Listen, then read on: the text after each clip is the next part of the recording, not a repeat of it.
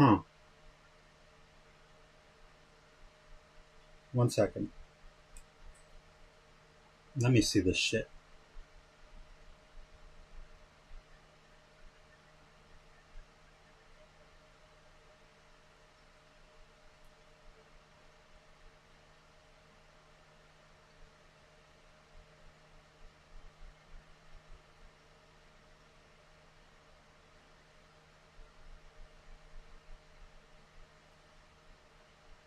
Let's see here. Interesting. It just worked out. And it's late, too. Hello? Hi, Papa. Hi, Mom. So when is the busy hydro due? I don't know when it's due. I just got that email because it's showing lower rates. Like, you can get a flat rate, and then you can get this new thing called day tier pricing, which it is essentially what it is like between 4 and 9. If you use the electricity, they're actually going to charge you extra. So you can't use it at all during that time. But if we kept doing what we're doing, we are actually going to pay less at night because they discount it even more at night for this new pricing. Oh, wow. And in the morning, it's just this new flat rate fee. It doesn't matter how much you use the thing. The only problem is, for us, I'm seeing that they'll charge us a surcharge, and right now we have tier pricing. You don't get charged a surcharge, but the surcharge is just one charge. Oh, okay. I'm not exactly sure though. I assume whenever a company says surcharge, they usually just mean, like, por ejemplo, with BC Hydro, si estás pagando 300 and they say surcharge, al final del mes te van a dar como un tax. And the surcharge is either literally a bare minimum, como $3, or it's this percentage that it's based off the total amount of what you paid. Yeah. So it could be like 7%. It could be 2%. It could be 1%. Yeah. If it's 7%, holy crap, that's high. They're robbers. Yeah. If it's like 1 or 2%, there's nothing you can do. But it's a surcharge nonetheless. Yeah. Meaning they're gonna charge you. Okay. So I don't know when our busy hydro is due because we pay it. Yeah, but this isn't about like when it's due, mommy. This is about if you want to actually change it so you pay a different price. Because if we do this, then it changes the price of how much we pay. It could lower it, but I want to ask because I want to be sure about the surcharge thing. Yeah. That's why I'm showing everybody. Yeah. Your daughter, your sister is calling me. I'll answer. Okay, bye. Okay, bye.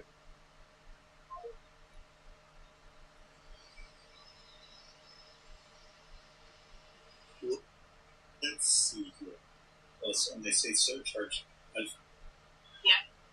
Your daughter, your sister is calling me. I'll answer. Okay, bye. Well, shit, I didn't mean to put all that on stream, but goddamn, dude.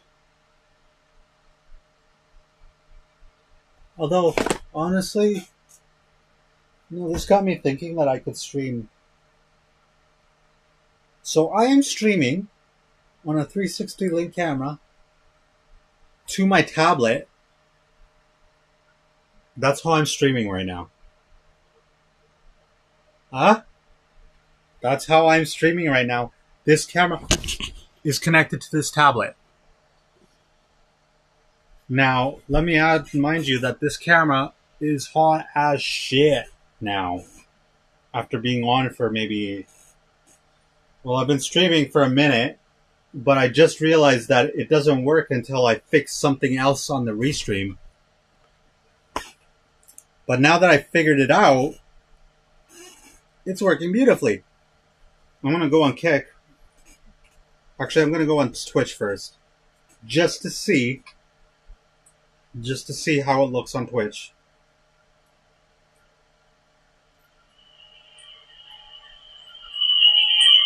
Whoa, that's loud.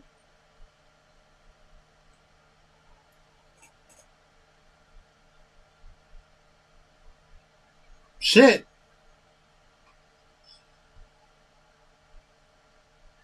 It's working pretty good, man.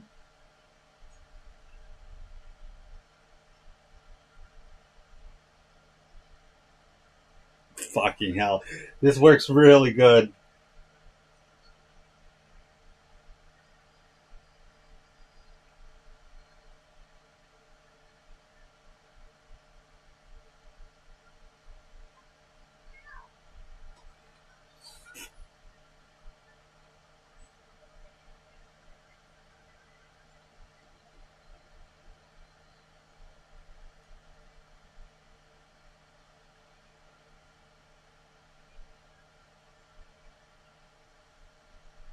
Well, shit. I gotta record this on my freaking. This is crazy.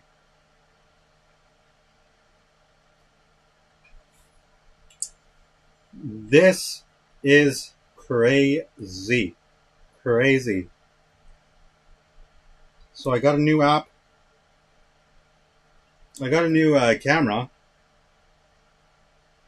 Actually, I should write in something in here.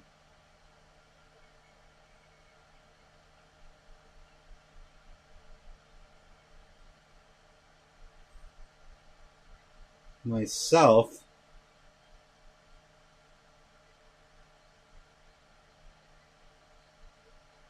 I'm showing myself streaming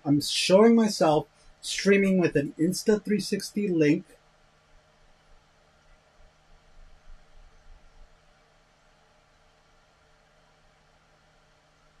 connected to a tablet, Samsung Tab S8 Ultra,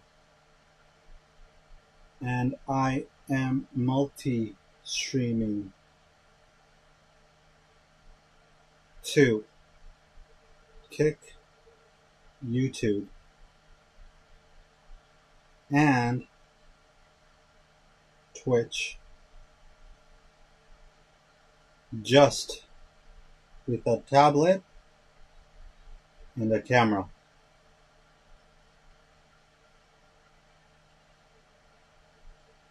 For good measure,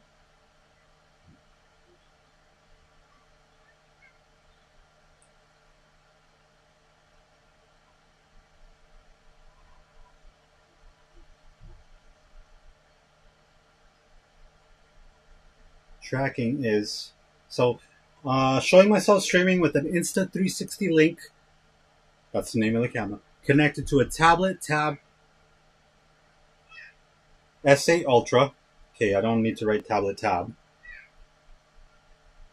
Showing myself streaming with an Insta360 link connected to a tablet S8 Ultra. I'm multi-streaming. Alright, I'm multi-streaming to Kick, YouTube, and Twitch with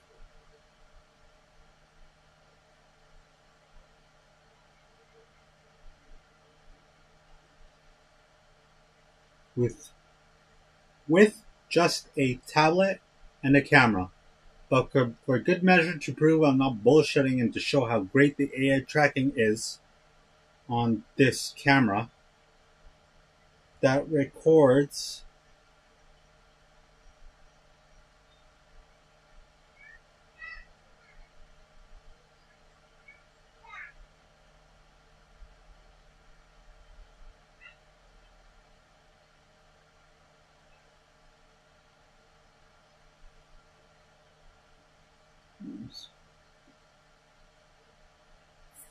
this camera is doing 1080p's 30 frames right now, but it can do 4K 30 frames on your desktop.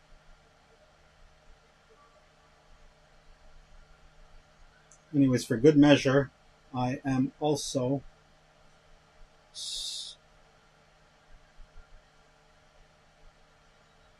this to TikTok.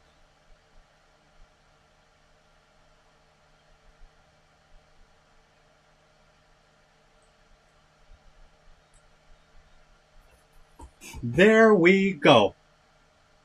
Sorry for the delay. I was creating a link. We're letting more viewers know you're live. We're letting more viewers know you're live. Okay, peoples. We're gonna do this.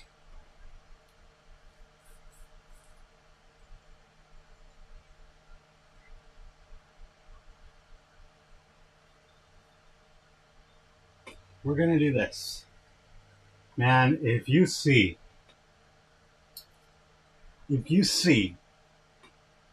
man, fuck, shit. I don't even know where to look anymore because I've got 1, 2, 3, 4, 5, 6 screens in my face right now. I don't even know where to look right now. This is too much for my brain.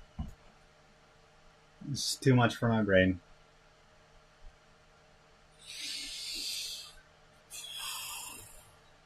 Okay. Resetting my brain.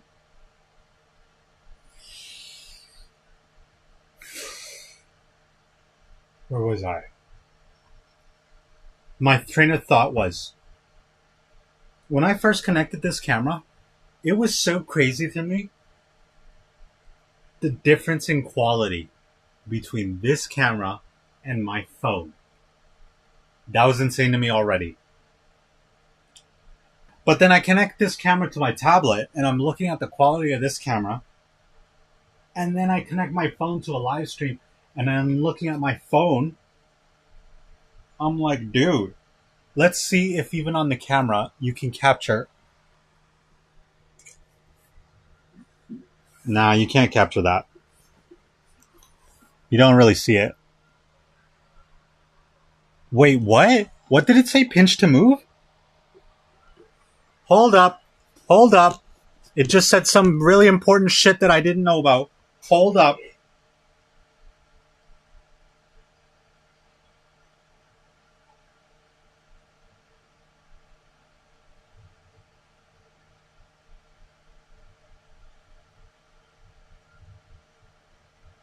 Okay, so I can zoom in.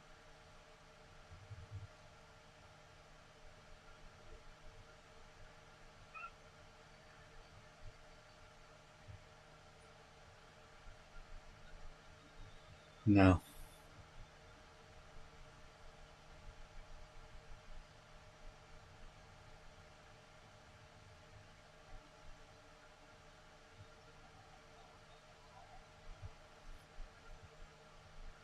Nope. I thought that this camera could. So I am connecting my camera to my tablet, right? And I'm live streaming. And my tablet goes pinch to zoom, pan to move. And I thought for a second that this thing could, how do you call it? My brain, no, I'm losing my train of thought. This thing said pan to move, pinch to zoom, right? And I thought I could move the AI tracking of my camera by clicking on the tablet, but I was wrong. I was wrong. I got a little excited. All I can do on this thing is zoom in a little bit. So I could zoom in, but it doesn't actually move the camera. And I was kind of hoping that if I moved and I went like this, that the camera would start moving, but it doesn't move. One bad thing about it. But I mean, I've been talking about this fucking camera for 2 days now. One bad thing out of like a gajillion other things that it does right, I'll take that any day of the week. That's pretty damn good if you ask me. That's pretty damn good if you ask me, actually. So this camera, cost me fucking $300. Well, no, that's a lie. $240. This camera is so fucking good, though, man. It's insane. It has AI tracking. If you see on there, that little clip is just a built-in little clip. It's even got a little... Hold up. Let's just do that. I never did this last time, and I should do it. Sure, why not?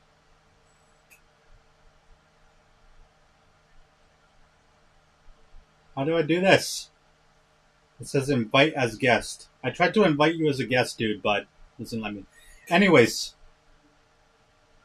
so this camera, I'm going to talk about this camera some more because this camera is so cool, man.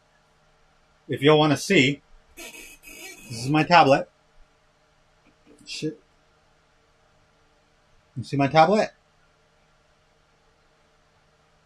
Connected USB-C. Sorry for the quality. Oh, shit. 360 camera. Okay? Live streaming. Literally, go on YouTube, search up Evo Clone Warrior. Or go on Kick, search up the same name. Or go on Twitch, search up the same name. Look it up. Seriously, go, look it up. I am literally live streaming to those three things on a tablet, dude. On a tablet with a phone. Why doesn't more people talk about this shit? This is crazy. A tablet with the camera. I can't even wrap my head around this. This is insane. Do you know how long I thought that I needed a fucking computer? A $2,000 computer just to stream. When I finally find out literally the entry point to do this shit, when you think about it actually, it's about $500 entry point. It's not $2,000 like I thought. It's about $500. Canadian, mind you. I'm thinking Canadian. Because I'm also thinking, with those $500, I'm thinking if you buy this camera at $240, you can go and look for like a Tab S6 Lite, some cheap ass camera. I'm using to Multistream. I'm using Restream. The only bad part is that's subscription too. It's free. It lets you multi-stream to 2 places if you want to try it at first. But I decided to pay for the subscription and just try it, just to see. And I went Restream.io is the name of the thing. The subscription is $19 a month Canadian. $19 a month. With $19 a month, you're allowed to you're allowed to multi-stream, to 3 channels. So I picked Kick, Twitch, and YouTube. I shouldn't pick Twitch because fuck Twitch, but I picked Twitch because I was already streaming from Twitch for like 2 months ago, so whatever. Then, when I bought that shit, today, it occurred to me, what if I could use this camera on like my phone and just stream from there? Which is how I came to here. Tablet. I signed up to my Restream.io. I went to that website. None of this is endorsed, by the way. None of this is a promotion. I'm not paid by nobody. You can literally see my following. I have nobody. You go to the Restream.io, and from your tablet, right, you hook up to that website. You can literally just set everything up. The app that I'm using, it's a paid app, mind you. Everything is money, right? But the app that I'm using on my tablet is $8 Canadian. And mind you, it's working perfectly. No lag whatsoever. No ads. $8. And it guaranteed me to use my camera on this tablet.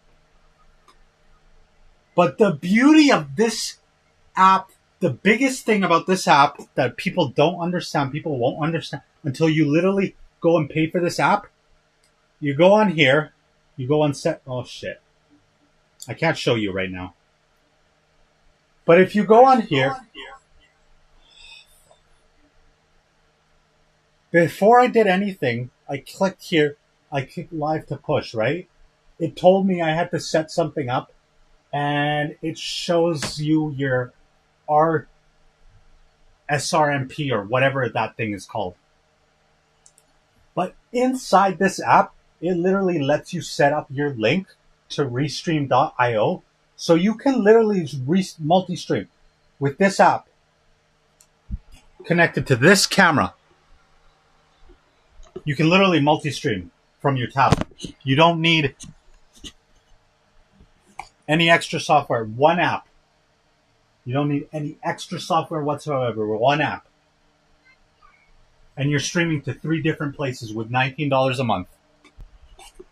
But the entry point, mind you, I was talking about the entry point, $240 for the camera. And the tablet, depending on the tablet that you get, you know, that's where it gets expensive. But shit, if you look around, if you find any other camera and you can, like, just do your research, obviously, and it hooks up to tablet, I just suddenly realized you can do this with a lot cheaper of a camera, too. You can do this with a lot cheaper of a camera, too. And I'm saying all this because I can't tell you for how long I closed off my brain thinking, nah, I'm never going to do this shit because I just... On top of, like, I have no idea how to entertain people. Forget about that shit. I don't have the shit to do it. I don't have a good camera. I don't have a good microphone. I didn't even need a microphone because this fucking thing has a built-in microphone. For so long, I thought that I needed certain shit just to stream. I wasn't even thinking about being successful. I was just thinking about just to stream. Now that I found this shit, I feel so dumb, and yet at the same time, it's kind of liberating. But I feel kind of dumb too. Because I literally was telling myself for so long, you can't stream with like $500. No, there's no way. You need to buy a freaking computer, then like a half decent computer to stream. You're gonna have to spend at least $800, and I'm talking Canadian. You times that by like the exchange rate right now is 0.73, so you times $800 by 0.73, and whatever that comes out to, that's the US dollar. That's pretty expensive. That's pretty expensive for the average person. And like, in this day and age, streaming is the average person's best way to get out of poverty. It seems like. Which is a crazy thing to say. That's a crazy thing to say. But like, just look online. Look online to like how many people there are with 500 viewers streaming on Kick. Those guys are making money already with 500 viewers. Mind you, it's not going to be a lot of money, but Kick is paying you off pretty good money, man. Compared to Twitch, Kick is doing pretty well. But, yeah, Insta360 link, man. Tab, SA Ultra. I keep spanning 2 different ways because I'm literally streaming TikTok and I'm multi-streaming to 3 different places. Like I said in my title. Now I'm going to do some other shit because I'm bored and I'm done talking about this. If anyone wants to ask me about any of this shit, I will literally show you anything you want. But this is crazy.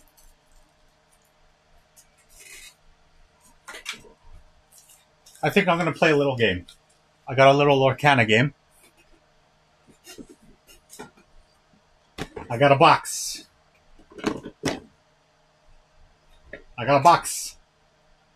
And I got the sheets. I got a box and I got the shit to run the shit. Let's play with the box. Let's see what the box offers, huh? Ooh, art. In the box. Ooh. Little art. Ooh. Ooh. That's a nice. I'm going to move this camera.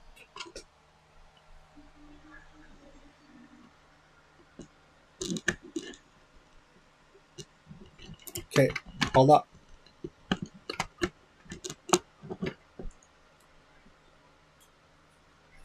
Okay. Now we're going to moving some of the shit. I'm going to set this up on my desk.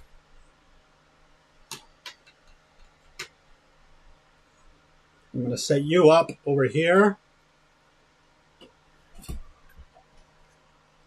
1 second.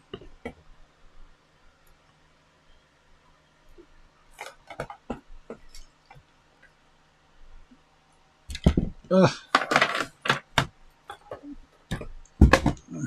Fuck. Okay. Woo-wee. We're going to play another little game here. I'm going to set up my shit. Oh, yeah. Oh, yeah. This is the shit, dude. This is the shit. This is awesome. Lorcana, baby. This is what we're doing right now. Oh, yeah. Oh, yeah. Do-do-do-do-do. Do-do-do-do-do. Let's learn how to play Lorcana. Because I don't actually know how to play. And I've had this here for like a week. Might as well use it on stream. Let me see what I am doing for you. Let's see here. Let me turn it around so I can put this onto my desk.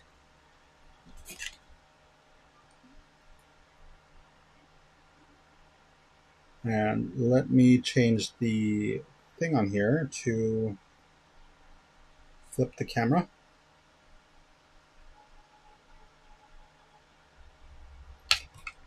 Let's see here.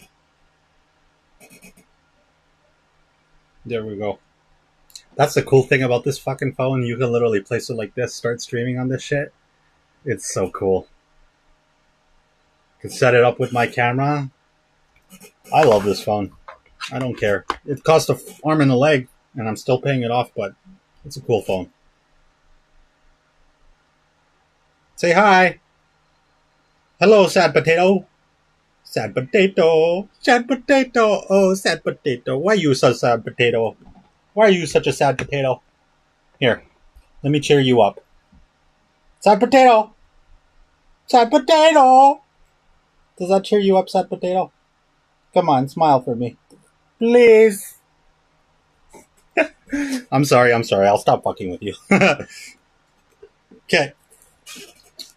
Inside this box, we've got a Lorcana Palace Heist.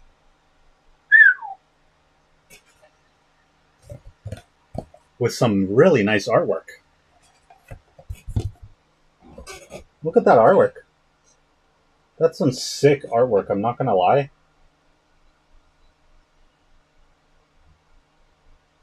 That's pretty freaking nice. Let's do it like this. Oh yeah, I'm gonna have to do that. Okay, sorry, I'm just setting it up for the best way to do this.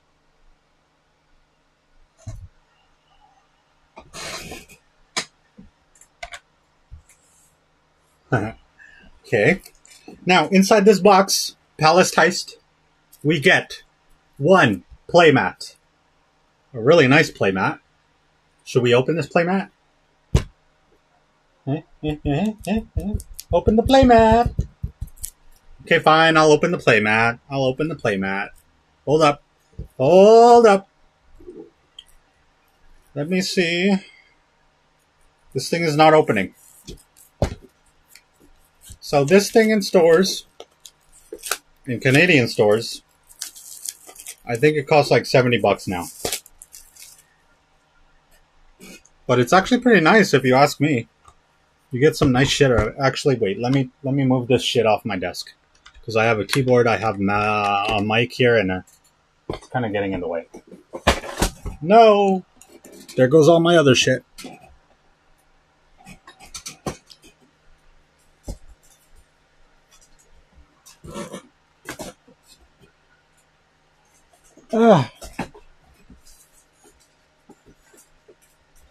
Okay.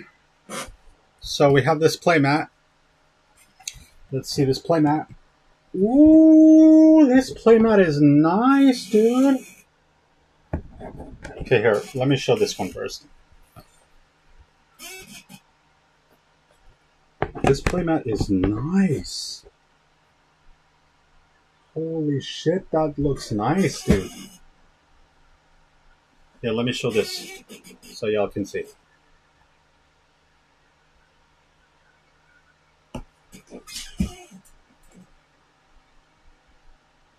That's a nice playmat.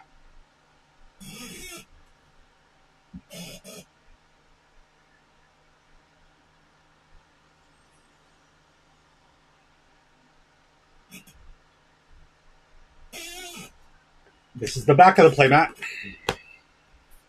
That's how we're going to play for now, so you can see. Sorry if you're on TikTok and you're seeing this. I'm a terrible host. You can sue me later. Please don't sue me. I don't have money.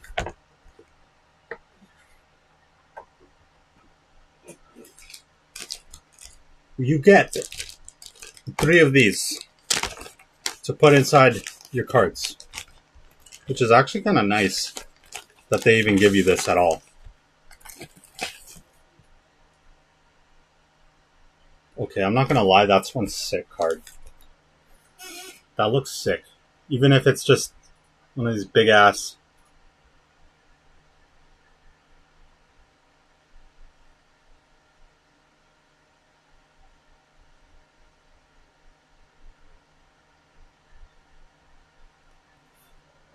That's one sick card. Huh? Huh? Hey.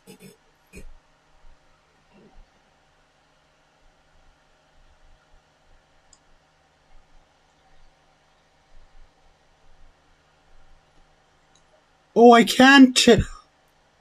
Bro! What? I just realized I can change this thing. Look at this.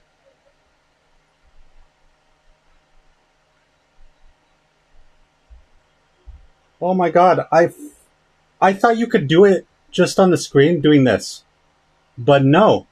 You have to go adjust. You go down here, pan. That's wicked. Okay, let's do that.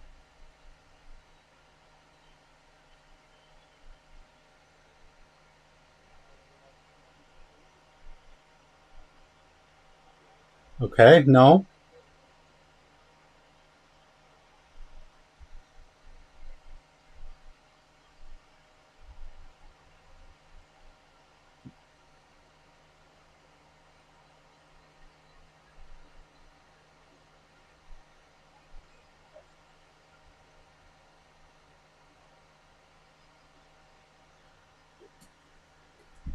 Let's see that one.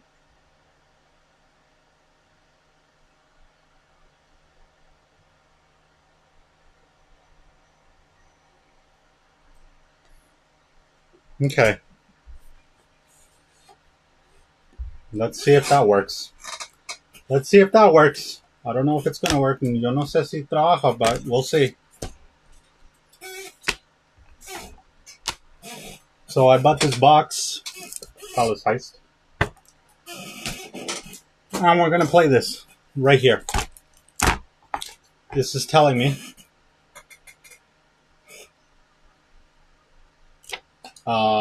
let's see here. This is telling me a crown reforged.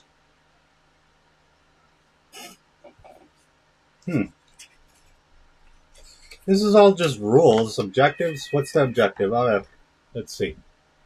Let's see what the objective says.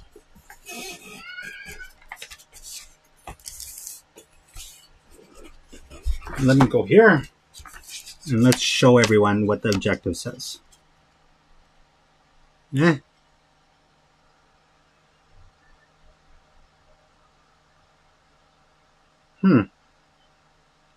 In Palace Heist, the Lumineers race against Jafar to gather enough lore to stop him before he takes over all of Lorcana. But lore alone isn't enough to end Jafar's reign. The Lumineers must escape the Sorcerer's Palace with the reforged crown before he steals it back. Taking the crown from Jafar won't be easy, as he plays by his own rules and with his own special deck. The Illumineers use standard Disney Lorcana TCG decks, either one of the two pre-built decks that are included, or one of their own decks. You can take on Jafar alone, or team up with a friend. 3 or 4 Illumineers, all decks must follow the normal Disney Lorcana deck building rules. Okay.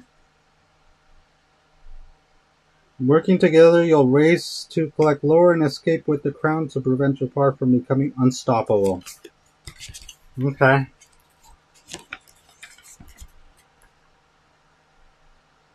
Setup.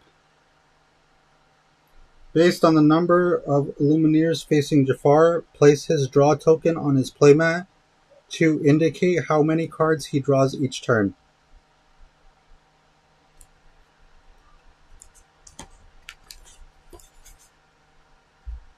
Battlegrounds. Palace Heist includes 2 double-sided cards, featuring 4 increasingly difficult battlegrounds to choose from. Easy, normal, hard. Extreme, full alert. What? Each battleground has 1 or more abilities. You and your friends are ready to try Extreme Battleground? Take our advice and come to the field prepared with decks you built specifically for this quest. The best chance of victory? Play a few games with less difficult battlegrounds first, both to become comfortable with the Palace Heist rules and to see what kind of tricks Jafar has in store for those who challenge his authority. Huh. And those are the different battlegrounds.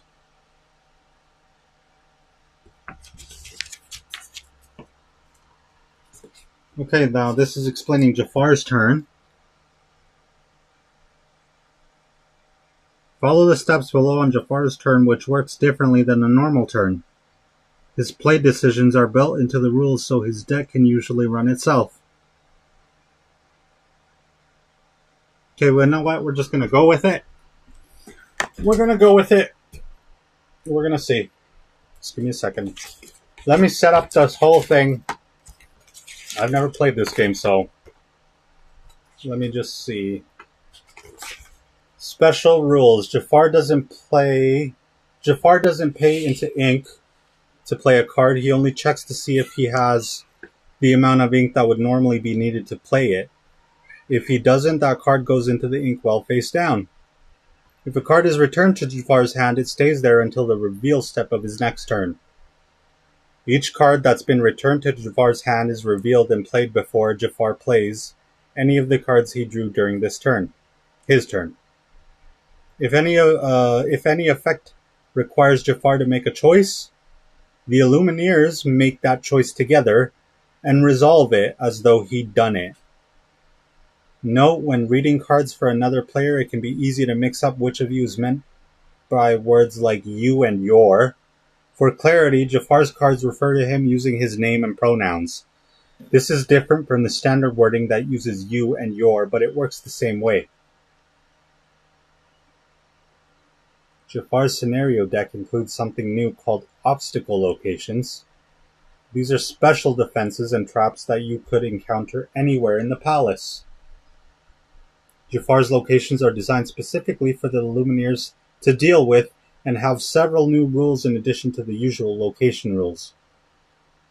Jafar can't move his characters to his locations, which is why the move cost is crossed out on all of these cards. If Jafar has 1 or more locations in play, the Illumineers can't steal the reforged crown. In order to steal the crown, the Illumineers must find ways to banish Jafar's locations, such as challenging them with characters, using battleground abilities to deal damage to them, or paying an action that does so. If the Illumineers are playing with normal, hard, or extreme battleground, see Battlegrounds page 7, Jafar begins the game with location named Ink Moat in play. Otherwise, Ink Moat is shuffled into his scenario deck and can be played by him normally. God, this is a lot of reading. The Forge Crown is an item that begins the game in Jafar's play area, and can be stolen back and forth between the Lumineers and Jafar during the game. If an Illumineer or Jafar has the Reforged Crown in their play area, they have it in play. Okay. At the start of their turn, however... At the start of their turn, whoever has the Reforged Crown, either Jafar or the Lumineer, who stole it last gains 2 lore. Okay. Okay, that makes sense.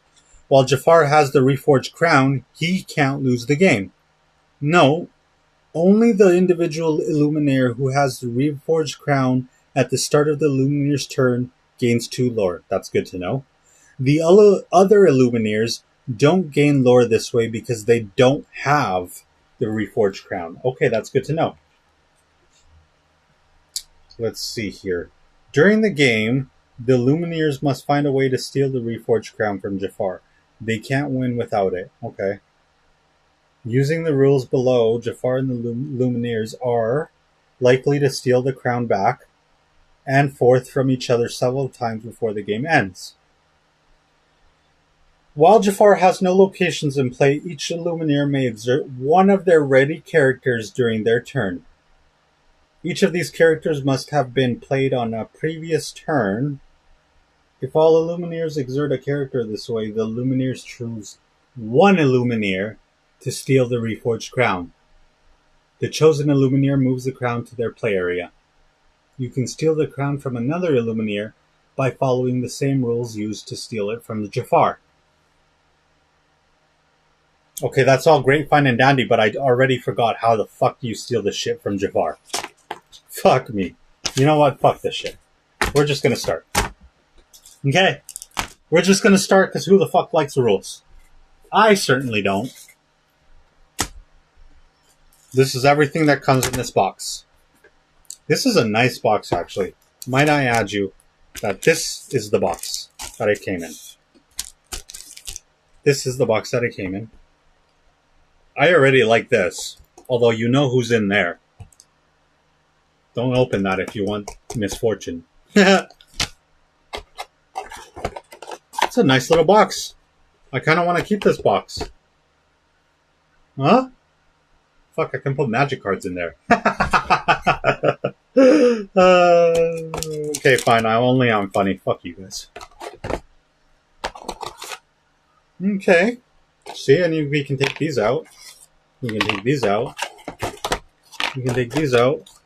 And suddenly we have even more slots for cards. Oh, I like this thing, actually. Or we can put them in like this. No, we can't put them in like this. Okay. Good to know.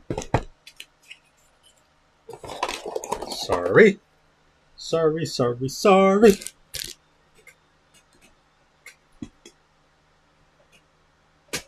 No, that's not going to work. I'm going to do this like this. Hold up.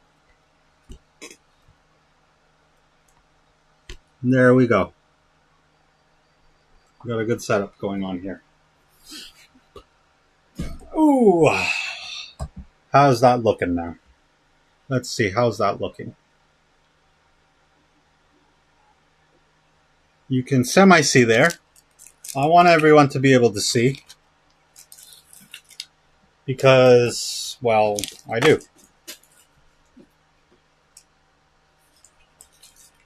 You know what? In here we have different things. I remember in this game, there's the counters, right? So we got... But what the fuck are these? What are these little things? I have no idea. I think I have to go into the thing to figure it out. Oh, stealing the crown. While Jafar has no locations in play, each Illuminaire may exert one. Each Illuminaire may exert one of their ruddy characters during their turn. Each of these characters must have been played on a previous turn. If all Illuminaires exert a character this way, the Illuminaires choose one Illuminaire to steal the Reforged Crown. The chosen Illuminaire moves the crown to their play area. So, Has no location. Each Illuminator may exert one of their ready cards during their turn. Each of these characters must have been played on a previous turn. So in order to exert a character, it had to have been... Okay, I get it. In order to exert a character, so this is exert. This is exert. Wait, are you seeing that properly? So that's how you play it. It goes in like this. Exerted. Is that right? Let me double check. But I get it. Basically, your first turn, this guy had to have done something. Had to have done something. Anything. Had to have done something. So that in the next turn, you can steal the crown. In the next turn, you can steal the crown.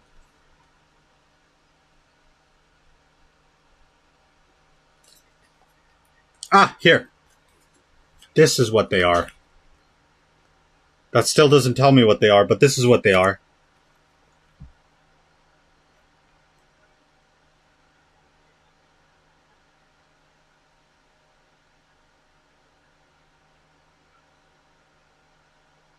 Oh, they're lore trackers.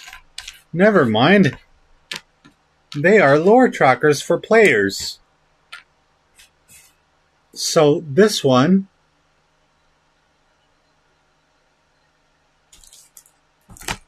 Ah, okay, I see it here. So what y'all don't see, these little things just go on the bottom of here. Like so. Let me show you. Like so. That's how we can track what's going on with our life, or our lore, so to speak. That's pretty cool. That's pretty neat. I like that.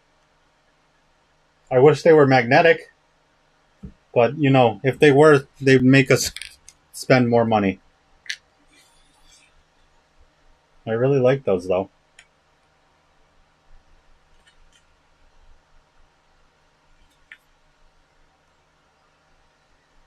Okay, so those are the lower counters. What's this thing? This thing is for Jafar. This thing tracks Jafar. So this thing will go at the top here. Okay? Let's see if you can see that.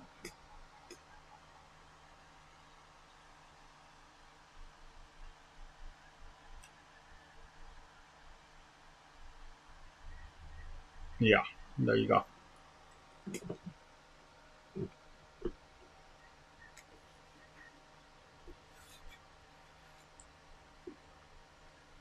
Okay.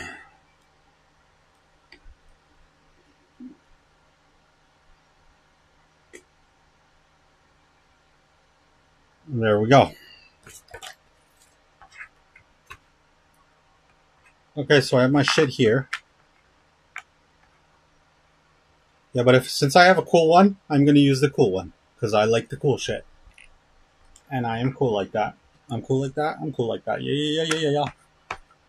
Does it start at 40 or does it start at 0? I forgot. We've got decks here. We've got 3 different decks. How does the deck work? I don't actually know how to play this game. That's the funny part.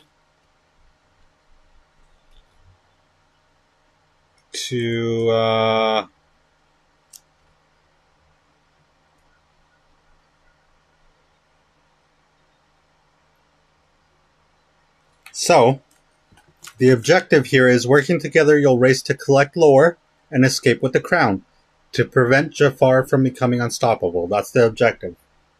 To defeat him, the Illuminaires must each have 20 or more lore, while one of you has the reforged crown. If Jafar reaches 40 lore, he steals the crown back immediately and unleashes its own terrifying power for his own ends.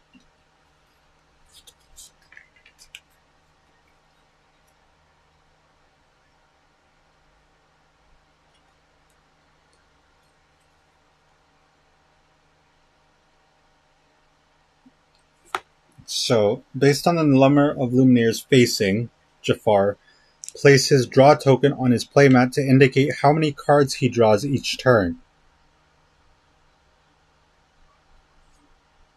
As shown below, the first time Jafar reaches the listed Lord total, move his draw token up 1 to show that he'll draw an extra card from that point on.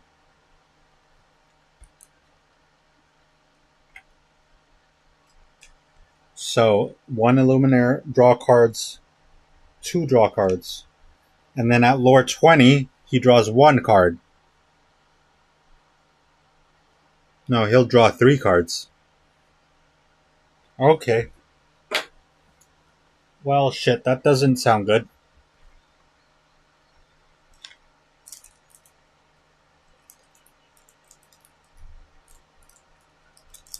So, choose a battleground and place it where all Lumineers can see it. More info on battlegrounds can be found on page 7. So let's go to page 7 then. I remember reading that about battlegrounds, but Jafar's throne room, easy. Choose a battleground. Yeah, but where are the battlegrounds?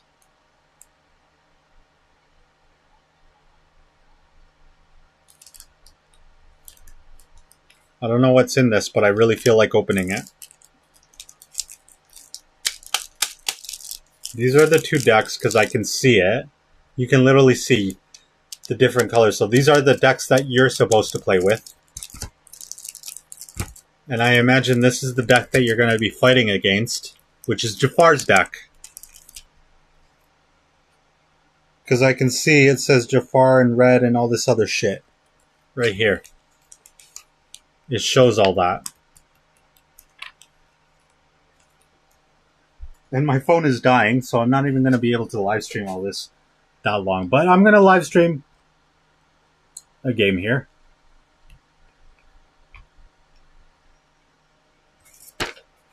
Let's open this.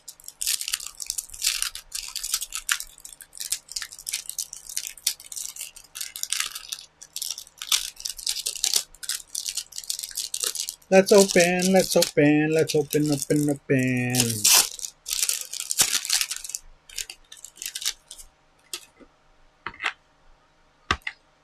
Ooh, I don't like doing that to my cards.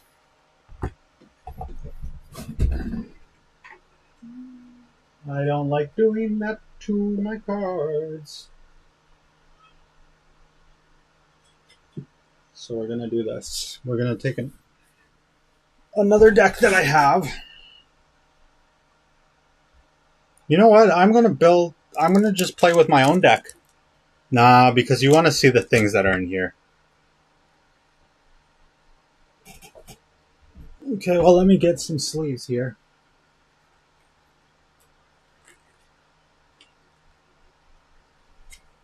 Let me get some sleeves.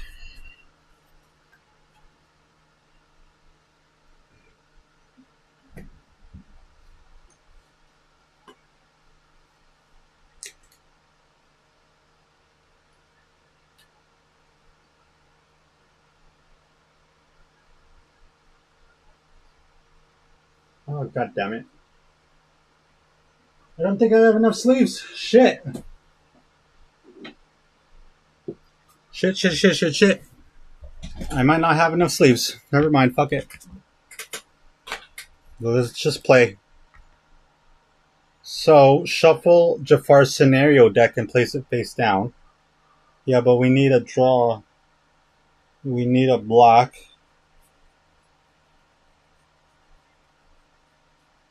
Holy hell. Some of these cards look so nice.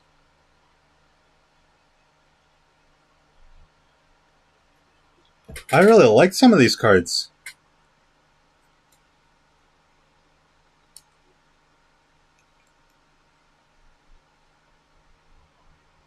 I really like some of them. The art on some of these cards is really nice.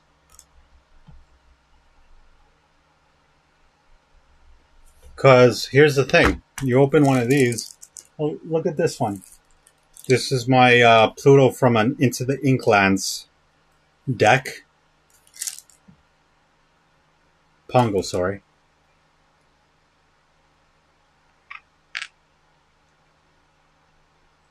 right? That's normally, like, you can see, normally that's how the card's supposed to look, right? Aside from the coloring, because green, blue, right? Different colors, purple. But these cards look a little different today. See what I mean? I really like this treatment. I like the way this one looks. Mind you, it's nothing special. It's not like they're expensive-ass cards. It's just, I like the way it looks.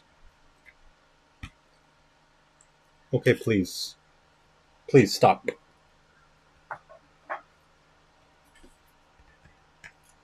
Where be this other one?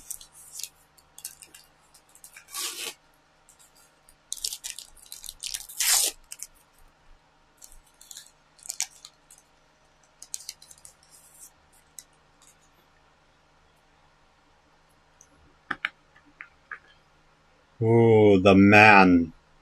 The sorcerer. The legend. Jafar. Fuck you, Jafar! Fuck you, Jafar! Ooh, Jafari! No me miras así, Jafar! You know that I will beat your ass into submission.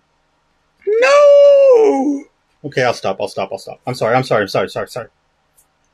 So, Jafar goes there. If you can see. Jafar goes there. Your little counters go here. That's to show how many cards his deck comes out in. Okay. Then, inside this thing, comes these two. Back and forth. Oh, God.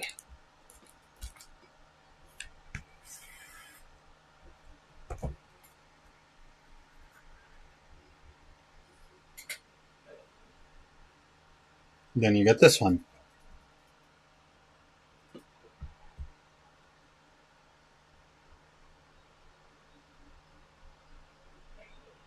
Palace Heist. Now,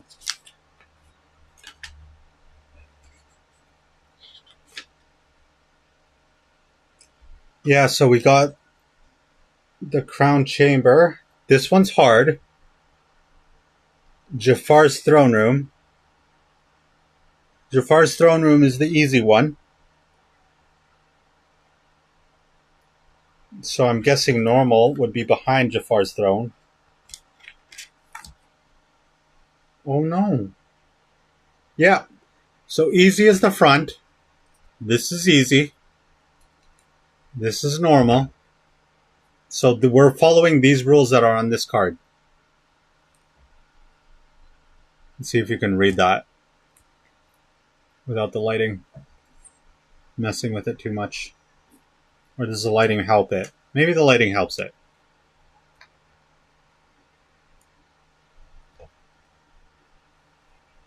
This is normal. This is easy mode. I think we're going to try easy mode for right now.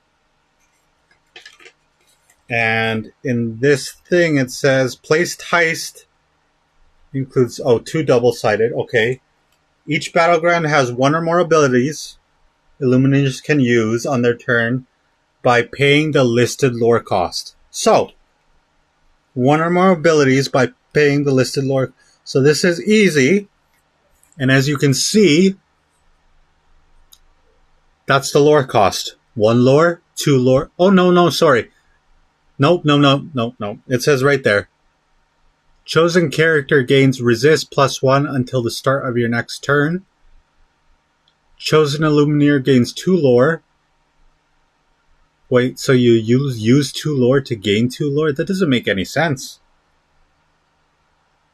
Deal 5 damage to chosen character or location. Yeah, so that is the lore cost. That doesn't make any sense. 2 lore costs for 2 lore? Huh? I don't know. But that's easy. That's the one we're going to use right now. Where does it go on the board?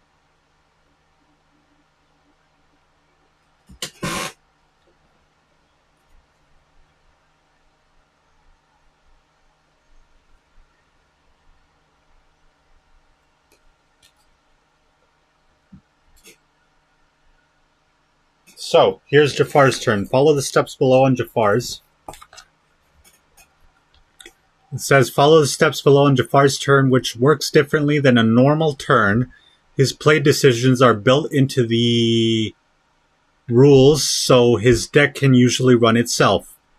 Ready all of Jafar's cards.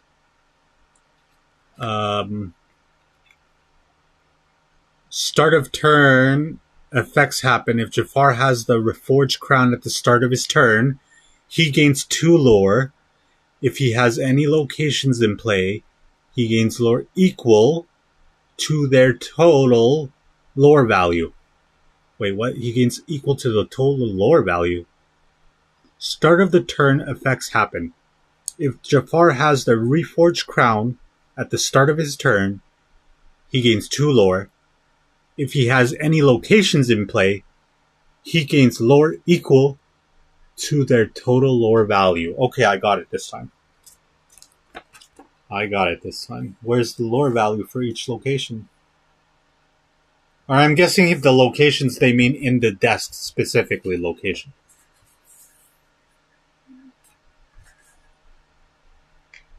So we have Jafar's play area. Okay, I see it now. Okay, let me set these up because these are the little boxes for this.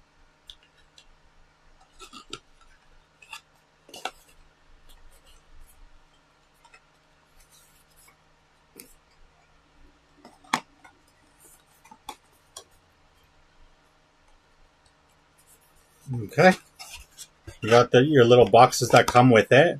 So you can put your cards in here. And I'm going to put... Let's go. I'm closing my eyes. And I'm going to go... Eeny, meeny, miny, mo. Eeny, meeny, miny, mo.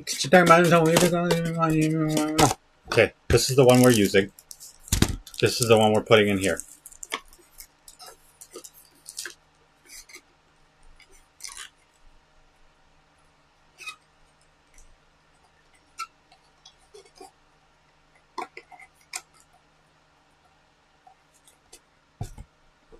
It comes with its own little deck box.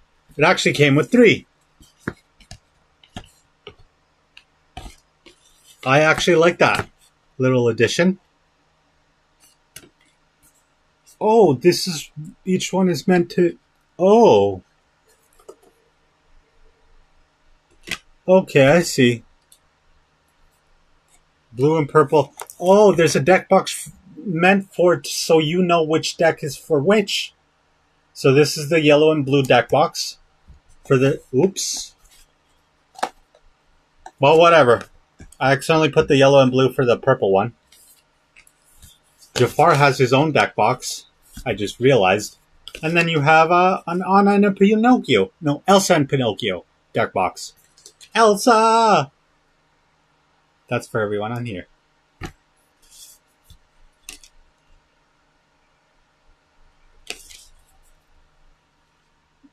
And this little neat deck box right there.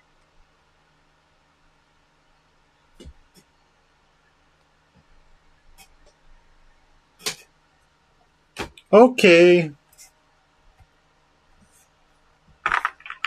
Now that we've got that out of the way,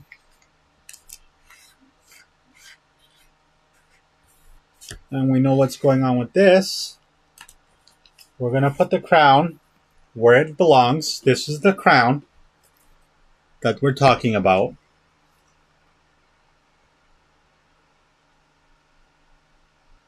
The Reforged Crown. What a beautiful crown. At the start of their turn, whoever has this item gains 2 lore. If this item would leave play for any reason, Jafar steals it instead. While Jafar has this item, he can't lose the game. Fucking Jafar.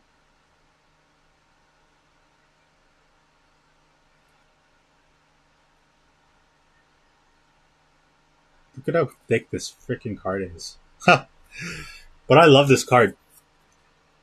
I love the back of these. And I love the new look of it. That color. I love that. So this goes here. As you can see. Crown goes there. Jafar goes here. Then you have Jafar's counters. I mean, Jafar's draw count. He starts off at 2 draw. For yourself, on this board... Fuck. Come on. Stop AIing me. No. Stop doing that. God damn it. Okay, for myself, on this deck box, it has a discard pile, a scenario deck, your hand, and then it has your inkwell and your locations, and then you have a spot for Jafar's play area, which is the row.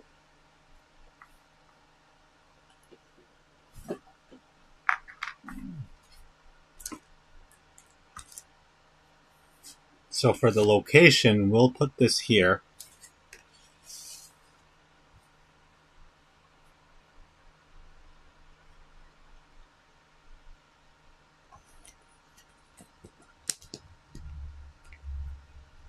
Okie dokie.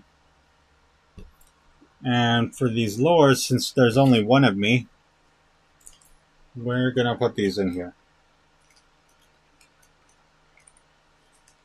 And then for these, I'm just gonna slide them in this box and use them as needed.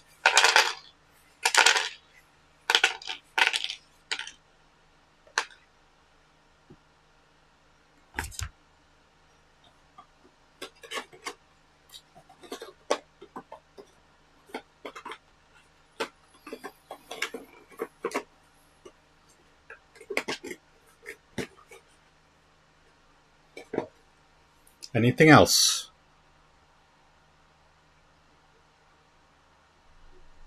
So this is how it starts. Ready all of Jafar's cards.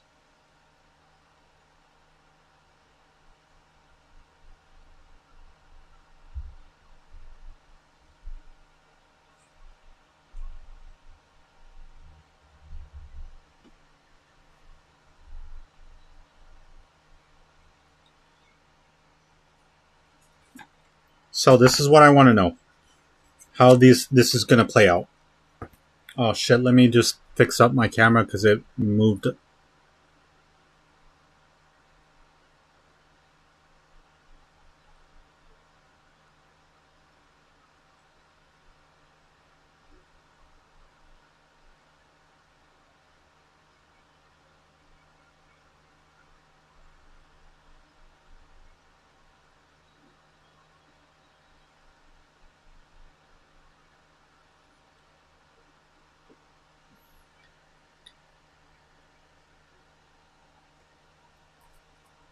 Okay.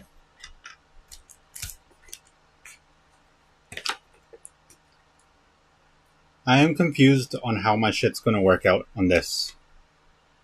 I understand the rest of it. I do.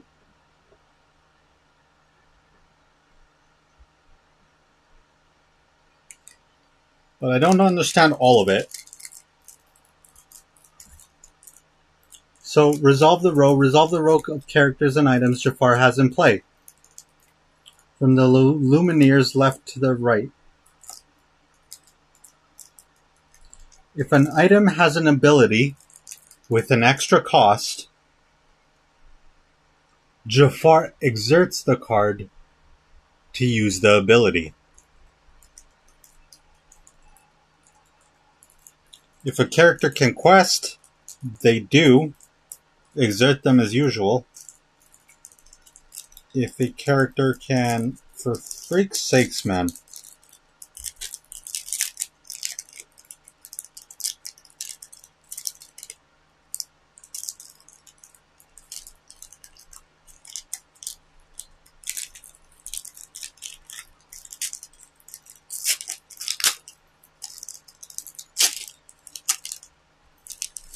Whoa, for crying out. Ooh, that's nice.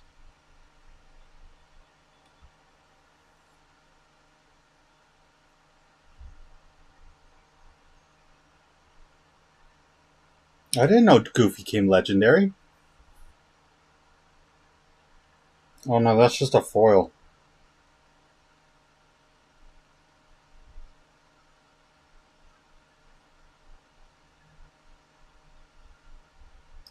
Yo, I actually have this Goofy. I bought a Jafar box,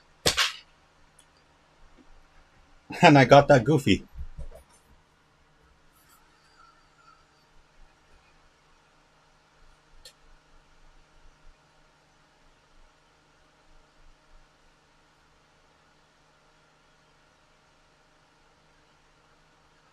I don't see my Goofy, but that's hilarious. I already have this bad boy. I already have this card that I got from my Jafar Reign of Jafar play booster box. That's a freaking nice card, though, hey? It's a really nice card, actually. Bolt. I really like this Bolt. Okay, but we're going to play. I'm just showing these cards because they look really nice, actually. I'm impressed. That's a really nice foil to that. This card, actually, I wish I knew where my other one is. I don't know where it is right now. But this card, you can't see it right now. But the Goofy part actually pops up like he's... It almost looks like it's 3D when you look at it in person. It's so cool. Anyways. Oh, I don't want to ruin these cards, though, man. Fuck. Let me get a sleeve for it quickly.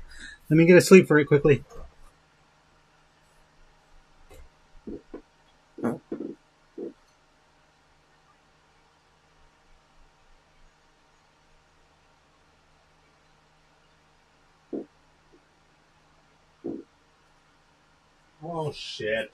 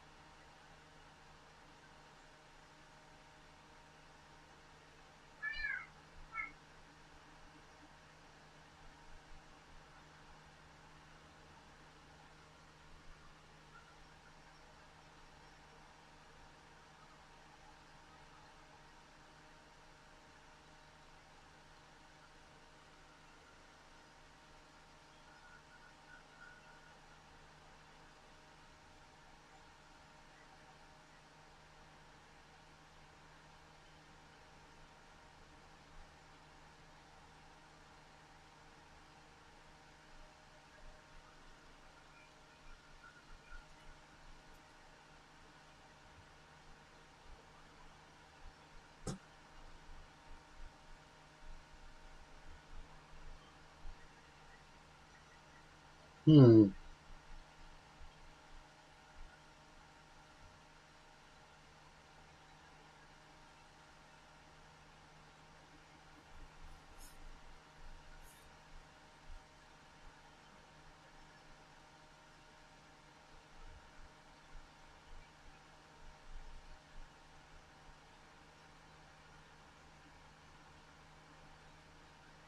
No, that's not gonna work.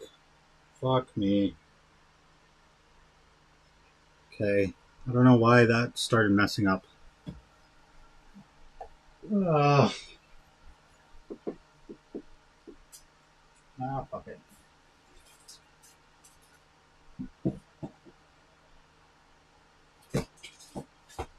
Oh, here we go. I got it. My bad.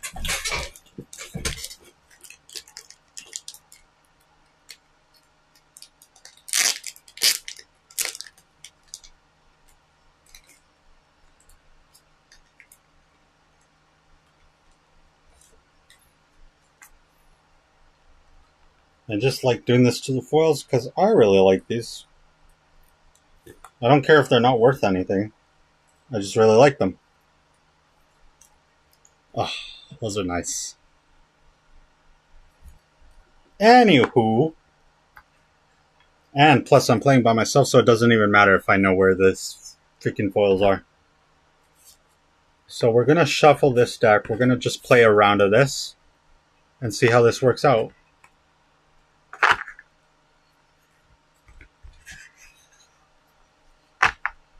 I want to see, let me just check quickly if it says here anywhere.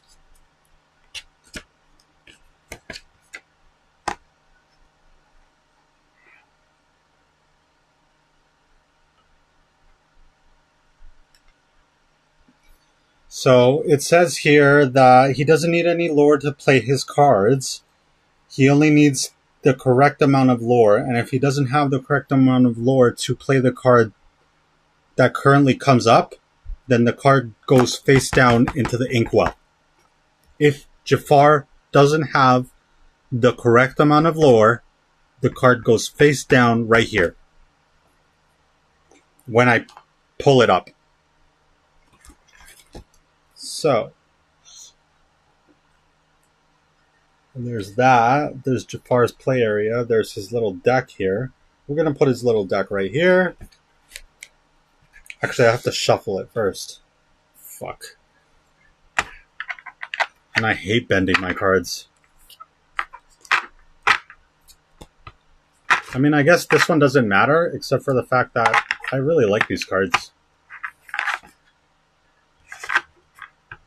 I could shuffle this properly. I really don't want to bend the cards like that, though.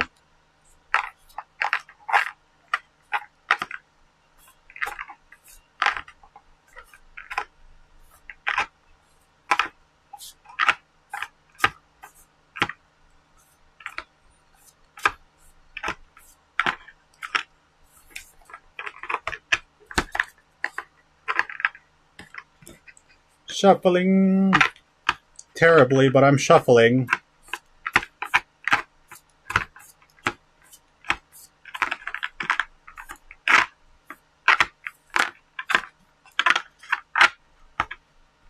Shuffly. Oh, that didn't do anything.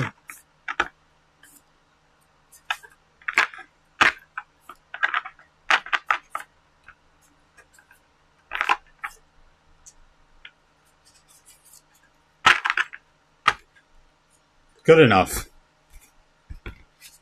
Good enough. Now we'll shuffle this one just to be safe.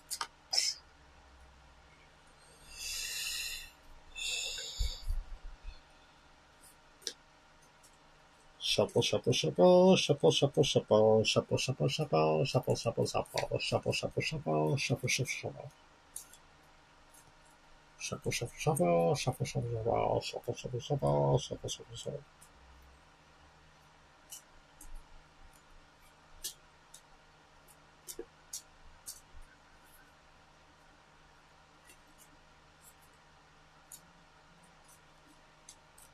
Okay. Unfortunately, the foils, I know exactly where those foils are because the thing that I use to cover the foils, the, what do you call it? The,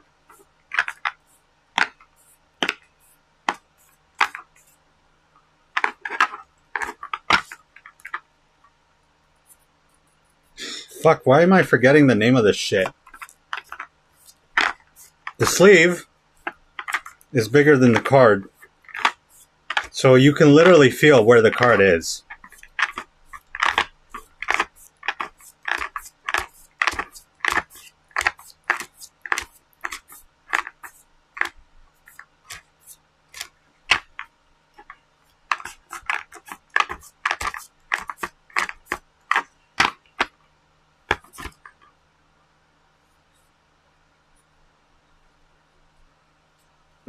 I saw Simba. If this doesn't look right to you, it's probably because it isn't. I don't know how to shuffle for shit. Not this way, at least. So, yeah. There's my deck. That's about to fall off the face of the earth if I put it too far that way. There's Jafar's deck. We're using this throne room. We're going on easy. Okay, it literally says easy right there. each rule is going to be set up so that 1, 3, 1, 2, 3. I wish I could. I gotta upgrade my shit because, you know, as I explain these things, I want to upgrade to have it so that, like, let's say I have this card and on stream, I'll have a little screen pop up where, like, somewhere here on the screen, it might show the card more clearer instead of just like this. Or maybe on stream, I'll have little things pan out where I can have the descriptions actually pop up on screen. But right now, the way I'm doing this, that's impossible to do. So we're here. We're doing it this way. Now, so we got this. We've got the location set up. We've got Jafar. We've got the crown. We've got our deck. And we've got Jafar's draw count. So now, the question is, who goes first? One at a time, Jafar draws a number of cards indicated by his draw token. Don't reveal these cards yet. It says there, right there. Don't reveal these cards yet. Put them face down in a pile next to his deck. This is his hand. Okay. So, in a pile next to his hand, which is right there. Scenario deck. Right here. Hand, scenario deck. Okay. So we're going to place 2 cards right there. I'm going to put his deck right here. And we also got our discard pile right here. You can see that on camera at least. The cards in his hand are going to remain face down as per the instructions. For crying out loud, why do these cards slide so much at first? Okay. So we got that ready. Reveal. Jafar reveals and acts on every card in his hand. One at a time. After finishing with each one, move on to the next one until he has no cards left in his hand. Turn the card over to reveal it, then check its cost and the amount of ink in his inkwell. Jafar doesn't have to pay ink to play cards, he just has to have it.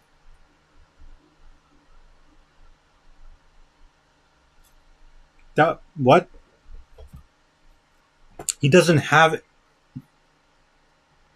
He doesn't need ink to play cards, but he has to have the ink in order for these cards to be put into play. Okay, so let's say Jafar has 1 ink, and a card comes in and it has 2 ink. He can't put the card here into play. The card has to go face down into the inkwell because he doesn't have enough ink, so to speak. But technically the card's still in play. That doesn't make any fucking sense. Maybe it's just me. That doesn't make any sense.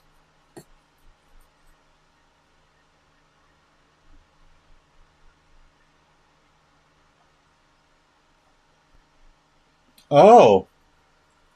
So this game doesn't end when Jafar's cards end. When he has no more cards in his deck, you take your discard pile, you shuffle all the cards all together, all again, you put them back into the deck, and you keep going. The only way you win this game is if you steal this crown. If you have enough allure, and you steal the crown. Which reminds me, we start at 0, right? Right? Well, there's no one here to tell me yes or no, so I don't know.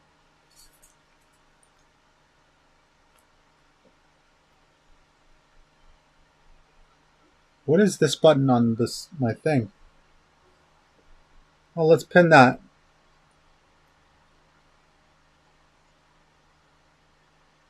Ha! That's awesome. I love that. Okay, anyways.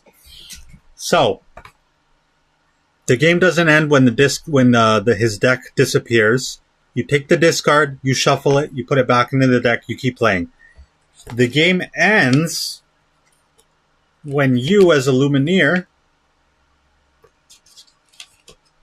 steal the crown.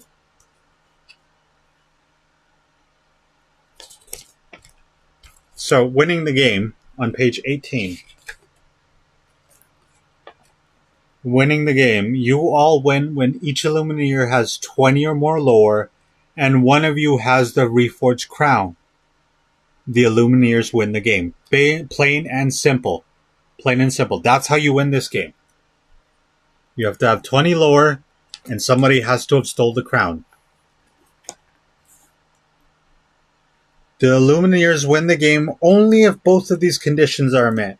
Now, Jafar wins when he has 40 or more lore, or when any of the Illumineers must draw but has run out of cards. So, if you get to the end of this game and you've gone through your whole deck, you lose automatically. If Jafar has 40 lore, you lose automatically.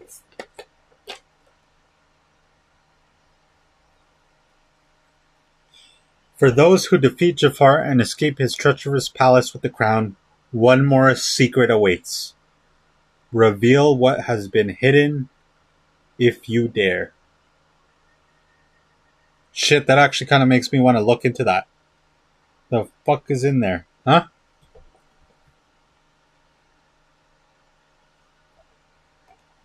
Okay.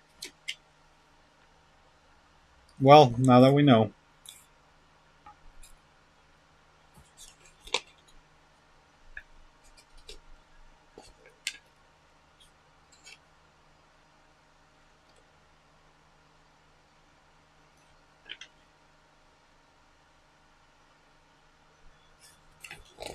So, a couple things.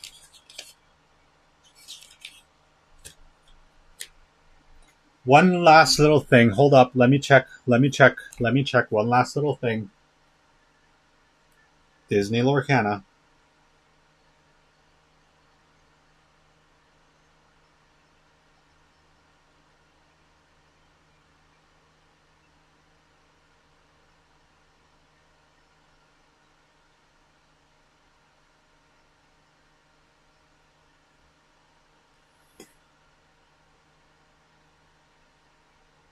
Okay, let me go quickly. Setting up a game. Let's set up a game.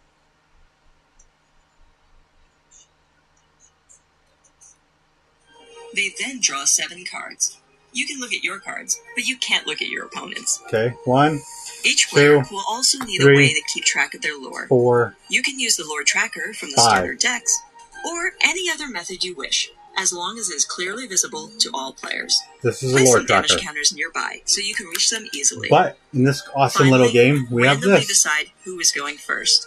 You can flip a coin, play rock, paper, scissors, or any other way to randomly choose a player. Now, you're ready to start the game. So we got 1, 2, 3, 4. 1, 2, 3, 4,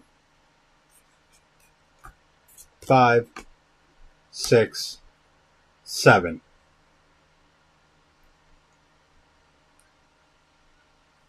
Let me just go about inks and playing cards because I don't actually know about this shit. Can't be used as magical ink. To use a card as ink, take it from your hand and show it to your opponent. Then, place it face down in front of you for the rest of the game. You now have 1 ink in your inkwell. It doesn't matter what was on the front of the card. Once it is in your inkwell, it counts as 1 ink. Once you put a card in your inkwell, you don't get it back for the rest of the game. That number in the top left part of each card tells you how much ink you need to exert in order to play that card. This is where your ink comes in. Once per turn, you can add 1 more card to your inkwell, increasing your power by allowing you to play more expensive cards. That's how you play. Okay. So now that you know how to use your cards as ink, let's talk about the different cards you can play. They come in 3 varieties: characters, items, and actions. Characters are the easiest to spot because they're the only cards that have these numbers on the right side. We'll talk about these a little later. Character cards are the main way to get lore, so you'll want a lot of them in your deck. Okay. When you play a character, place the card on the table above your inkwell. How characters work. How this starts is, if I want any ink, I have to take one of my cards, any card, I put it face down. That's my ink. That's how you get ink.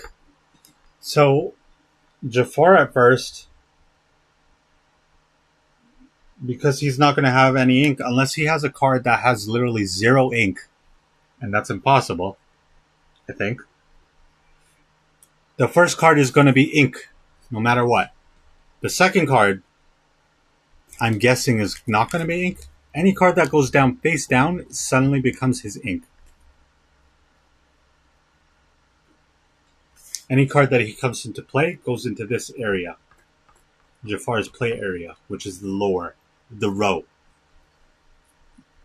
So I kind of technically need my own side.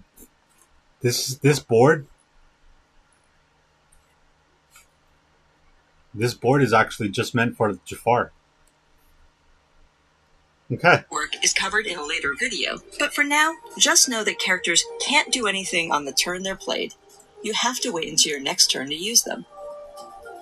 It can be helpful to place new characters a little closer to your inkwell than your other characters, so you'll remember that. Items are also easy to spot, since they have these nice gold frames around the art. Once you play an item card, it stays on the table and gives you some kind of bonus or advantage. Unlike characters, you can use items on the same turn you played them. Okay, good to know. That leaves actions. These are a one-and-done type of card. When you play an action card, you do what it says on the card, and then put it into your discard pile. Okay. So actions are like instants from Magic. I got it now. Actions are like instant from Magic. Items are like sorcery or enhancement, where it does something to your shit. But it doesn't leave the field right away, unless otherwise stated. Okay, let's get started.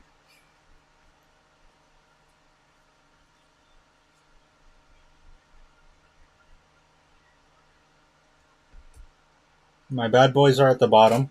I'm not going to have my Pluto or my Bolt. Wait, before I... let me just... Where's my other thing? Let me get started on here. Ah, Jafar's turn order. There we go. We have Jafar's turn order. Right here.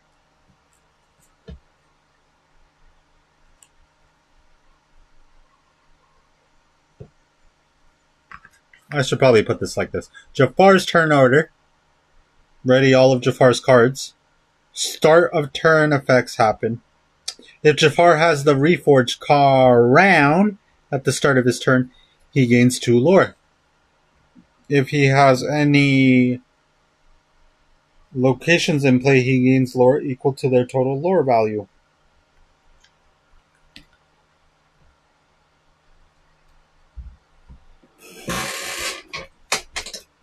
He gains lore? So, you know what? I'm going to use these as lore like things, so I know how much lore I have or not.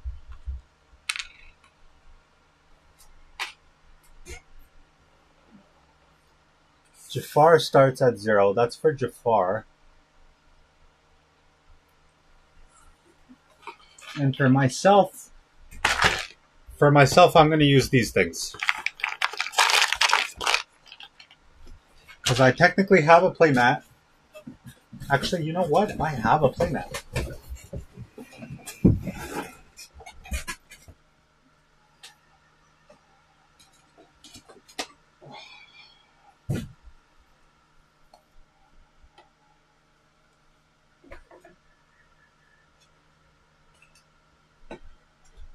Okay.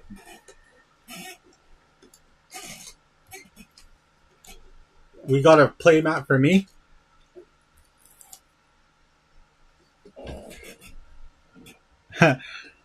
And I got a playmat for the other side too. So I'm going to use this for me.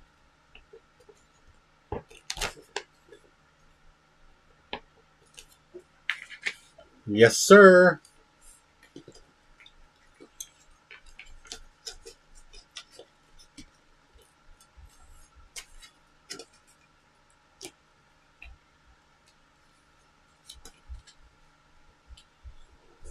Sweet. I got a thing here to look up my lore. Actually, you know what? Fuck that. I'm going to use this. My lore is at 0. I got my little inkwell here. And now I have my little cards. 1, 2, 3, 4, 5, 6, 7.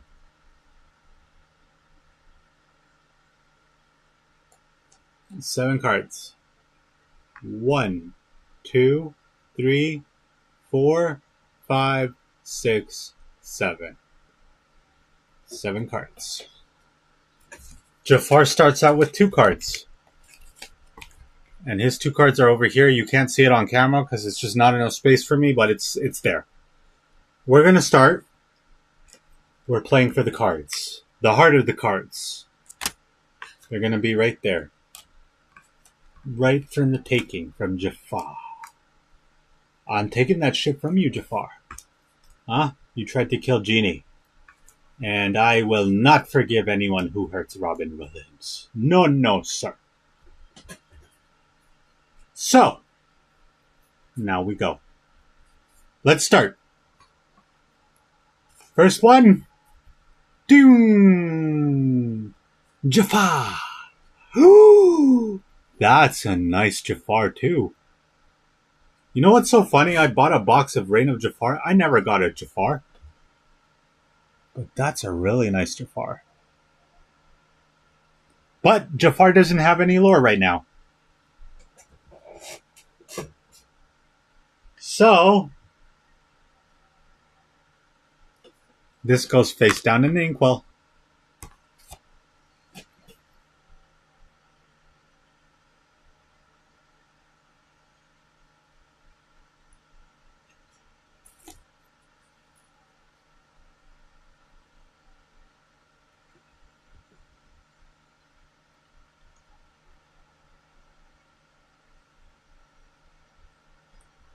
Wait, go back. Jafar starts the game with 2 lore because of the Reforged Crown.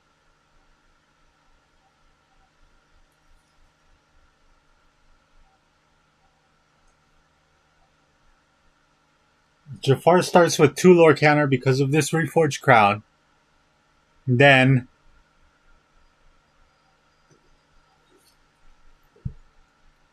we have his Jafar card here.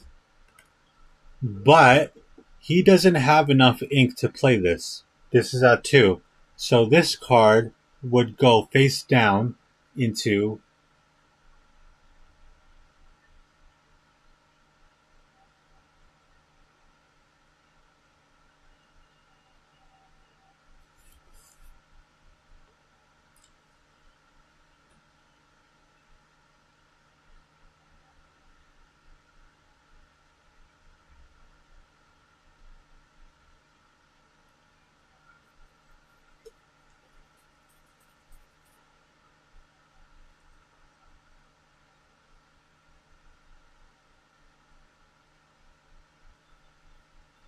Wait, I'm confused. While Jafar has no...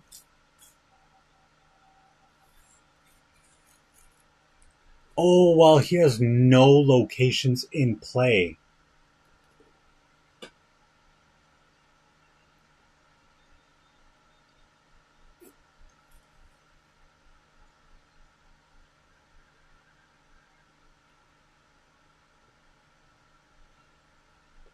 Okay, so in order to steal the crown, while Jafar has no locations in play, meaning that this thing hasn't been activated, each Illuminator may exert one of their ready characters. Okay, so after my turn, he goes, and then once it's my turn again, on my first turn, I should have done something with the character, played them in some way. No, my first turn, I introduced the character, my first turn. It's in my second turn is where I finally can do something.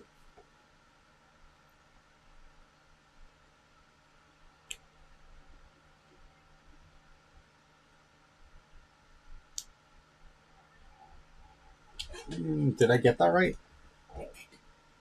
I don't know if I got that right. Let me search it up. Whoa. I gotta search this up. Because I don't think I got that right.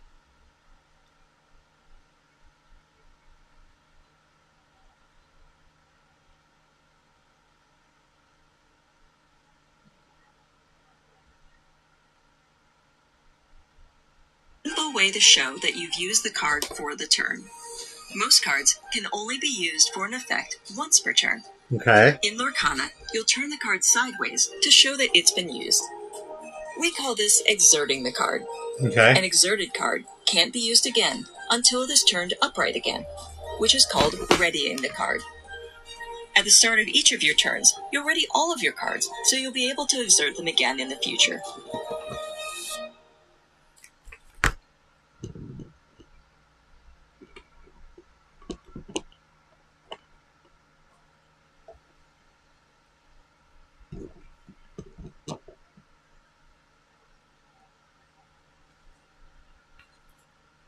Okay.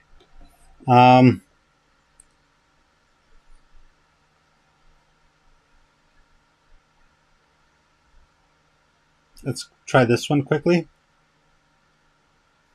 On your turn,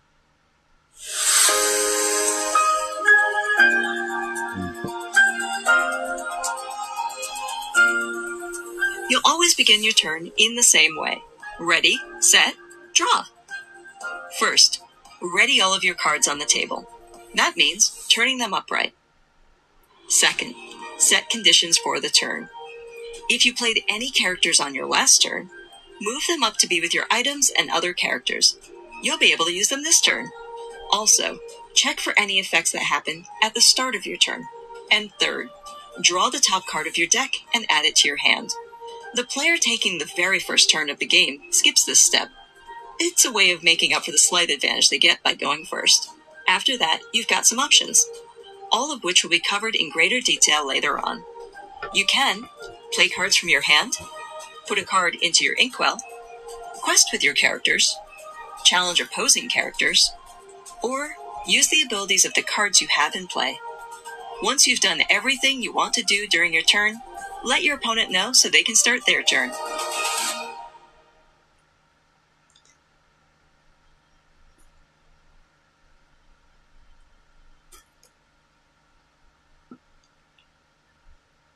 quest for characters, quest for lore.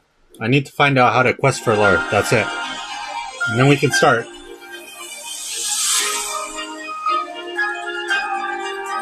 Character's turn. You'll have a few options on what you can do with them in your race for 20 lore. When you put a character into play, they can't do anything that turn. On your next turn, you'll have a few options on what you can do with them. Okay. The first option is called questing, and it's the best way to gain lore. To quest with one of your characters, exert them. You then get lore equal to the number of lore symbols on the card. Okay. You can quest with your characters turn after turn, adding their lore to your total. The first player to reach 20 lore wins. Your opponent is also racing towards victory, so at some point you may need to slow them down. To do this, you'll need to use your characters in another way. Challenging is something a character can do instead of questing. Characters always challenge other characters, not a player. To challenge, exert your character, and choose an opposing character that's also exerted to challenge. Ready characters are safe and can't be challenged. Next, the two characters will deal damage to each other equal to their strength. Strength is the number in this icon. Place damage counters on both characters to show the damage they've taken. Okay. This damage happens at the same time. Aurora deals 2 damage, and Maleficent deals 1 damage. You probably noticed the second number in the icon next to strength. That's called willpower. When the amount of damage on the character is as much as their willpower, the character is banished and the card goes into its player's discard pile. Bye, Maleficent. So what happens to Aurora? The damage she took in the challenge wasn't enough to banish her, so she stays in play. The damage stays on her, though. If she takes any more, she'll be banished too. It's important to remember that you don't have to quest or challenge with your character if you don't want to. You can simply leave them ready, so they're safe from being challenged during your opponent's turn.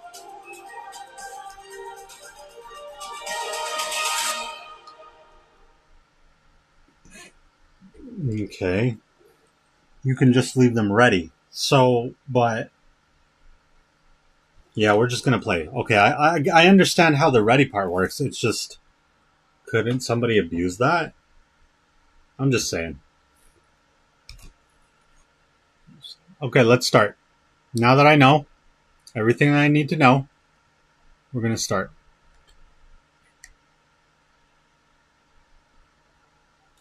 Let us start.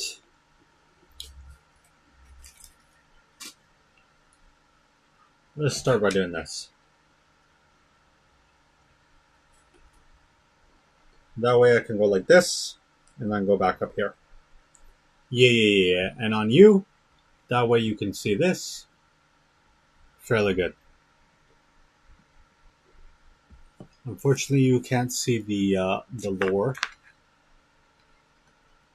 That's the one we're working with. We're on easy right now.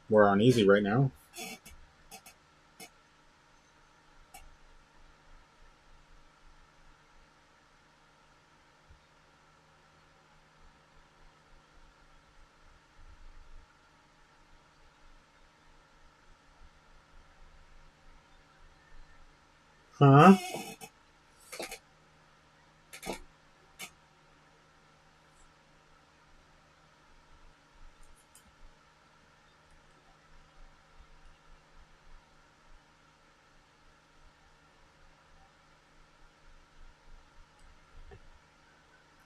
Seriously? Image is fine. What? So I can't do that apparently, because TikTok just told me. What a bunch of bullshit, TikTok. TikTok just gave me a restriction. What the fuck?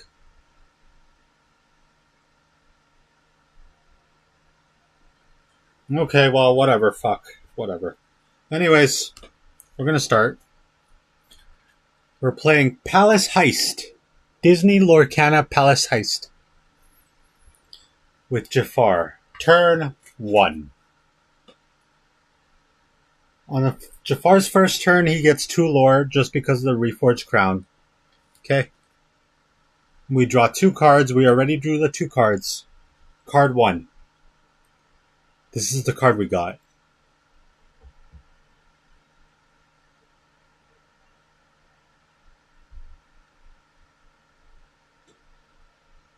So, since in the rules it says if he doesn't have enough lore to play them, this guy goes face down in his...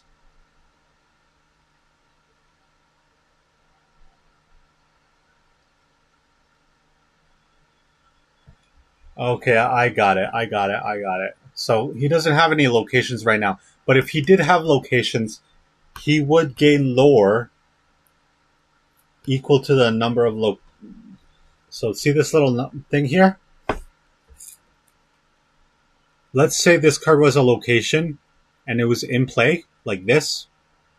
He would gain 2 lore and he would gain an extra lore because of that. That lets you know how much lore you get. Right there. So if he had a location on, he'd get 2 lore at the start of his turn and whatever the location has on there. If it has nothing, he gets nothing. If it has 2 or 3, he gets 2 or 3 lore. If it has 1, he gets 1. Anyways, the rules as follows. We're on his turn. Every card he has to go 1 at a time. He doesn't have enough lore because he's at 2 lore right now. So this card goes face down first. Now he's at 3 lore.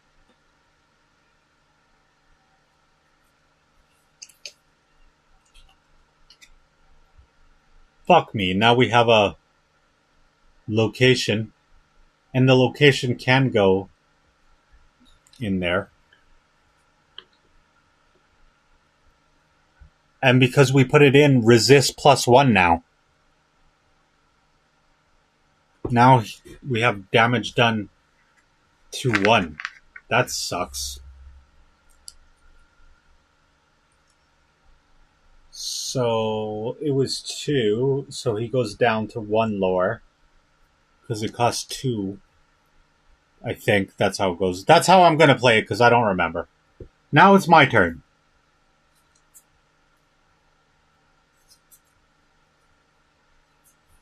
Now it's my turn. And on my turn...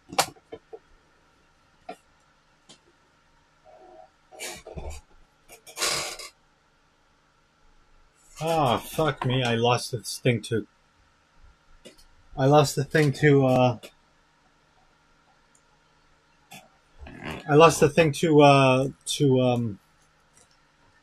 check out my lore. To know how much lore I have. So, we'll do this.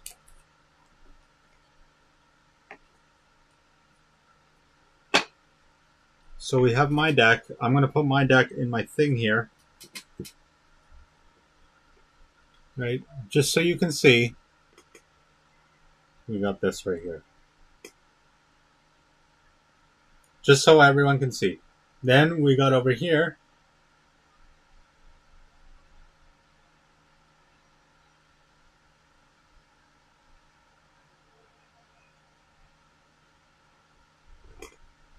Yeah.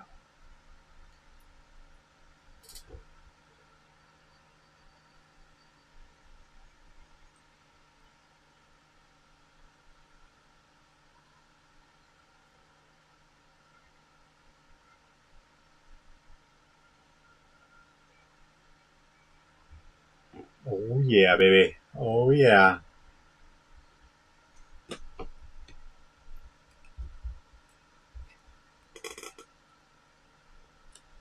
Okay. So we have a location in play there.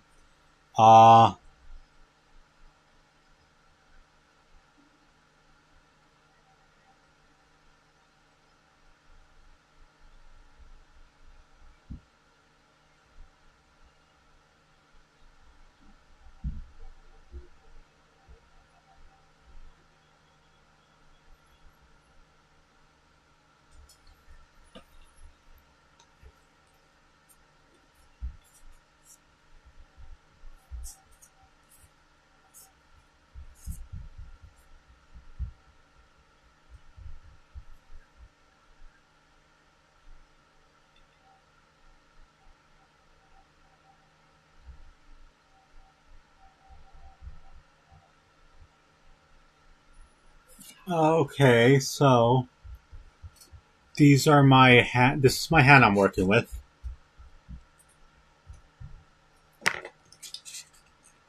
Let's see. This is the hand that I dealt with.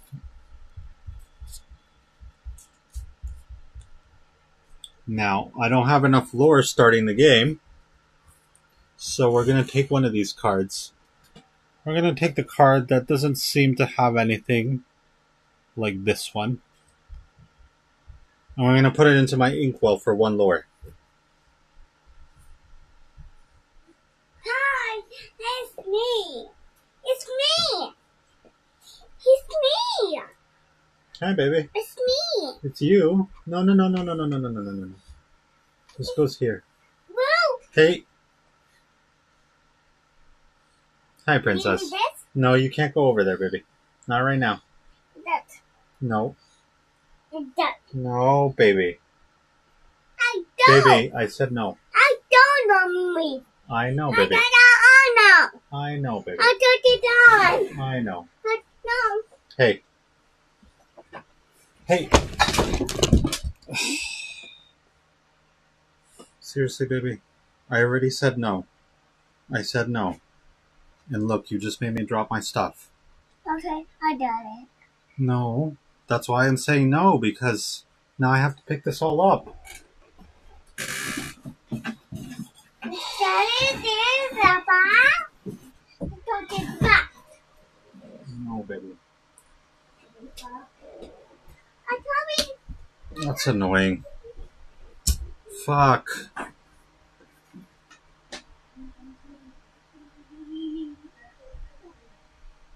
Seriously, man? Here. You just messed up my whole I thing. help every back. No, baby. Seriously, I just said no. Literally, I'm in the middle of something. I set this whole thing up. That's so freaking annoying, man.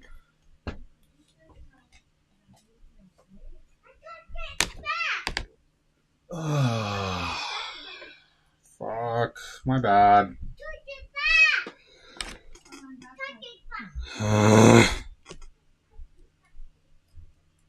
I have to shuffle this shit again.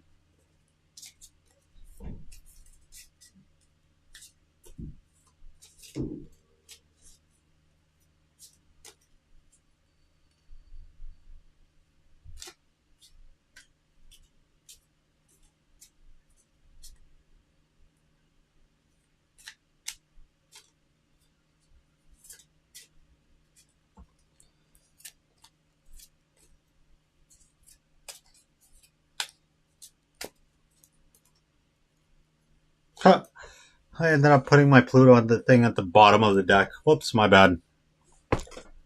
I don't care. I don't care.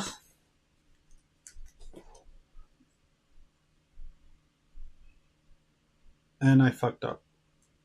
Okay, well, now I have to draw a card because I fucked up and I don't remember where the ink card that I put. So I'm drawing a card. Oh, great. And I picked up Bolt. I guess we're going to take this one and put it in my inkwell. Penelope von Schweetz. We're going to put her in my inkwell. We are going to put one lore counter for my ink. Now we have one ink. How many cards can we put for ink?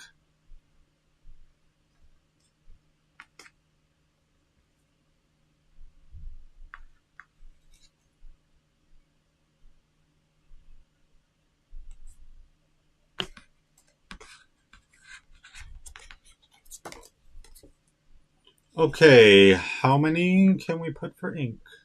I'm guessing we can put as many as we want for ink.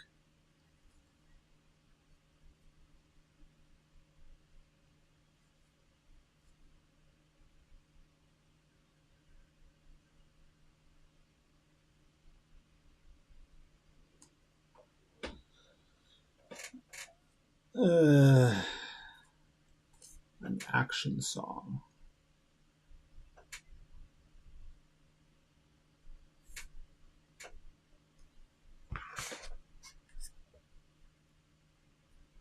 I'm going to put this one in here. We put 2 ink.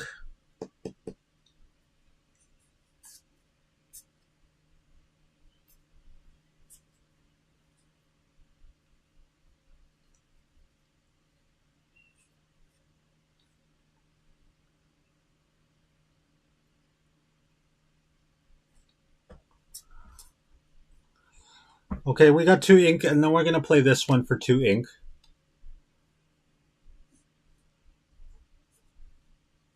It goes exerted. We're going to exert our ink for 2.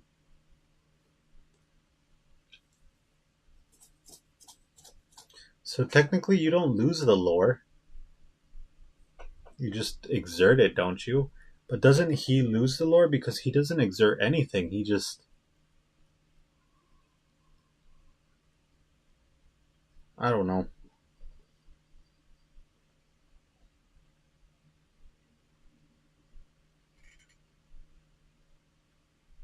Oh, I start off at 0. What am I doing? It's lore. It's not ink. The ink is different from lore.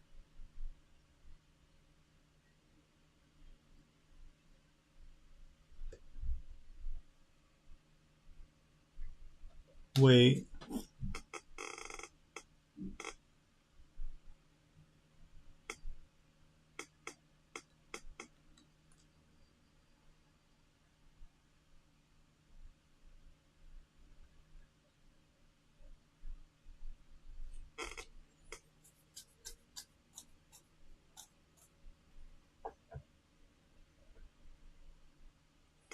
Okay, so ready all of Jafar's cards. Start of turn effects happen. If Jafar has a Reforged Crown at the start of turn, he gains 2 lore.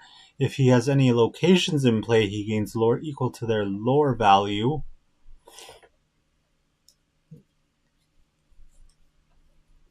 Then resolve the row of characters and items Jafar has in play from the Illuminators left to their right. One at a time, Jafar draws a number of cards indicated by his draw token. Don't reveal these cards yet. Place them face down in a pile next to his deck. This is his hand. Number 5, reveal. Jafar reveals and acts on every card in his hand one at a time. After finishing with each one, move on to the next one until he has no cards left in his hand.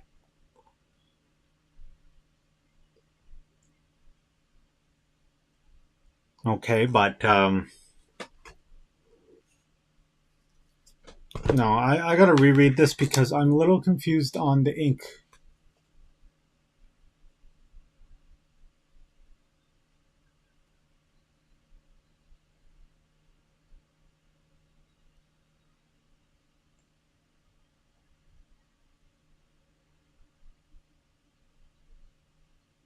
No. I'm lost somewhere here. So, if a character can quest, they do exert them as usual. If the character can't quest and has reckless, they challenge.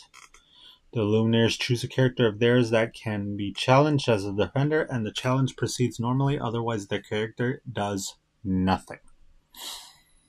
Draw. One at a time, draw. Jafar draws a number of cards indicated by his draw token. Don't reveal the card. Yeah. Any card that's returned to Jafar's hand is put into this pile. Seriously, why? Does nobody understand that I'm doing something, man?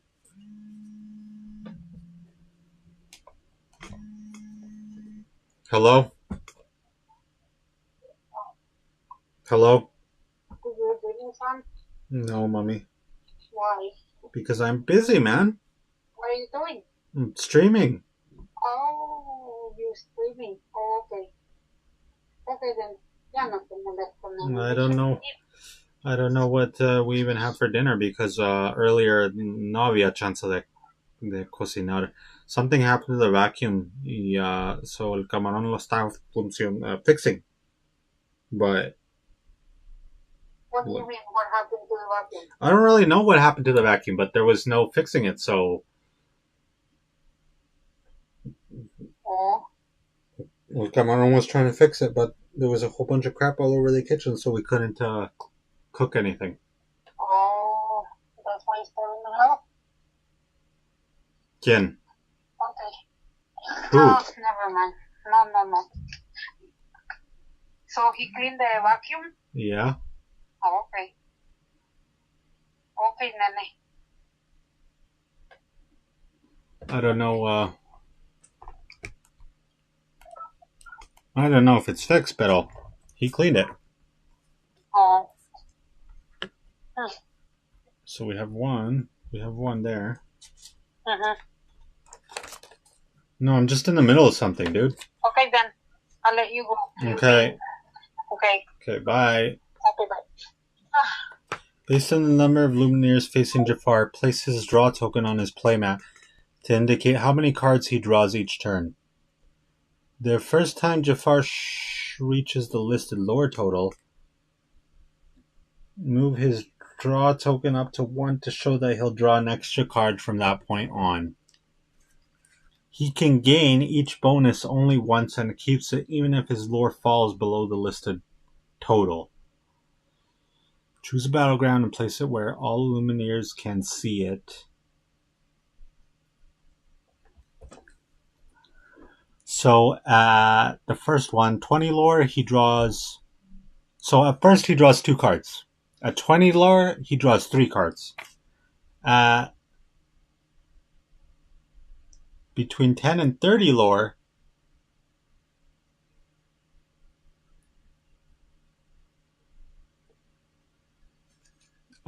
if there's 4 Lumineers, at 10 and 30, draw 1 more card. Draw 3 cards and then draw 1 more card. If there are 4... Okay, this is for 1. Draw 2 cards and then at 20 lore, draw another card. That's it. draw 3 cards. That's all he's ever going to have. Okay, that makes sense. It says right here.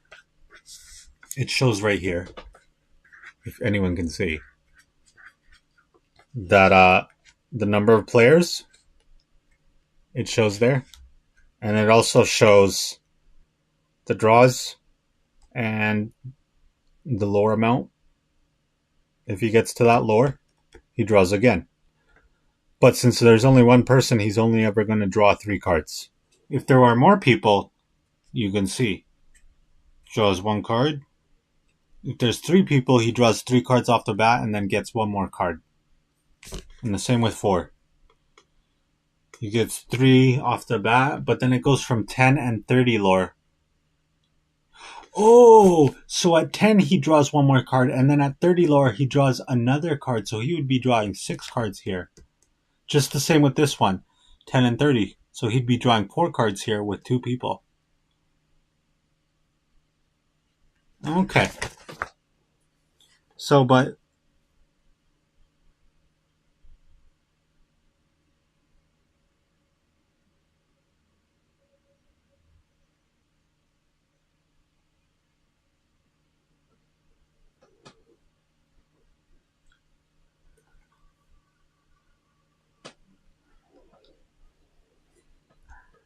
Shuffle Jafar's scenario deck and place it face down in the scenario deck spot on his playmat. Okay. Place the lore trackers at 0 on each playmat. 1 for Jafar and 1 for each Illumineer. Oh. So I do it for myself. And I do it for Jafar, but since the thing is there, we'll just do 3. For right now, we'll do 3 lore because I'm assuming.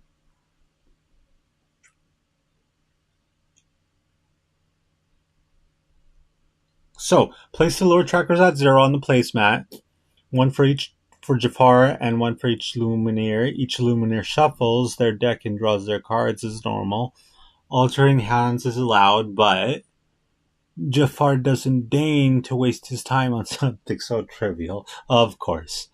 Jafar takes the first turn.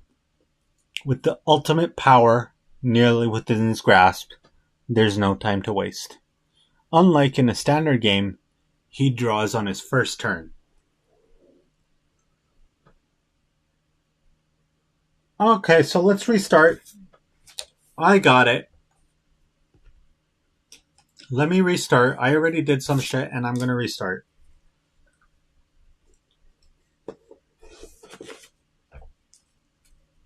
Let me just shuffle again.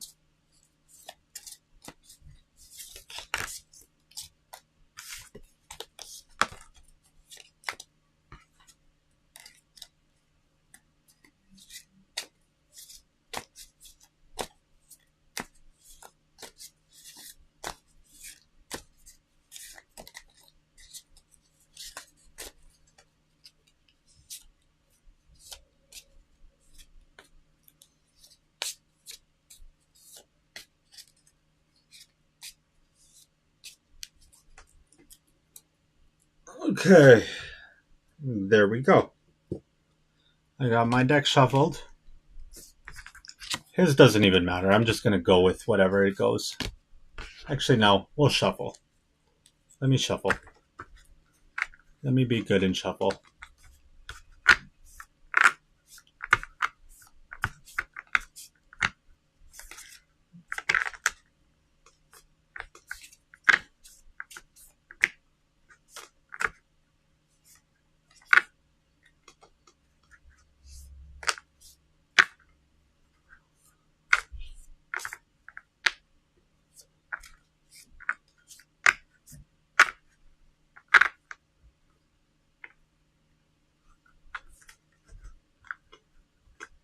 Okay. Scenario deck shuffled. Okay, let's start this again. So,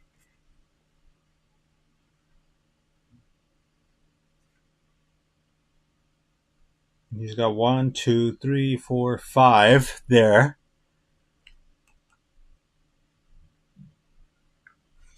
I got it.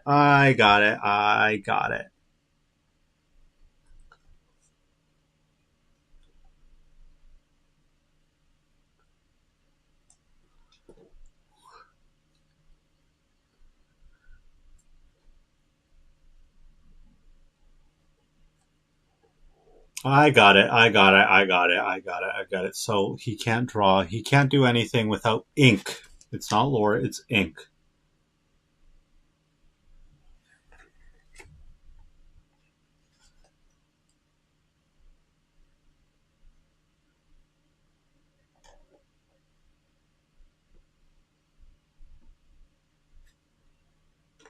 So let's see. One at a time, Jafar draws the number of cards indicated by his draw token. Don't reveal these cards yet. Place them face down in a pile next to his deck. This is his hand. No, any card that's returned to Jafar's hand is put into this pile.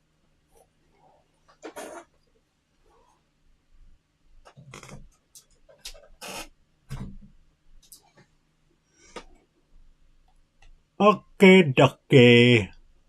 Lucky Nucky. Okay. Now we're going to play. For real, we're going to play.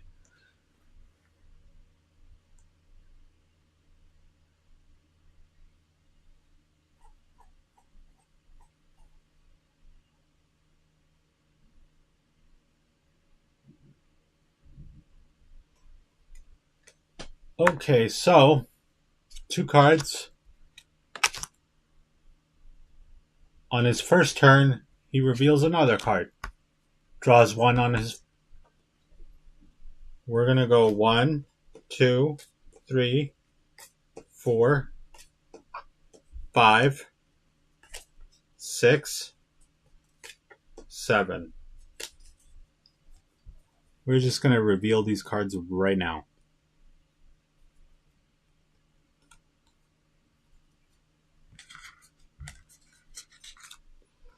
We're going to reveal these cards right now.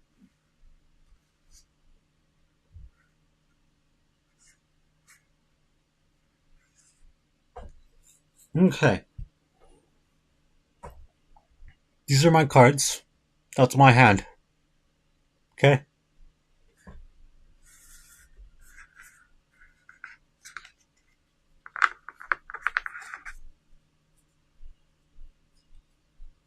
Now we can't do anything yet because it's Jafar's turn first. First turn. 4. Action card. Arcane Quake. Jafar exerts all opposing characters they can't ready at the start of their next turn. Inkwell. Face down like this. Next card. 1 ink. Cataclysmic Cyclone. What a sick looking card. Each Illuminator chooses one of their characters.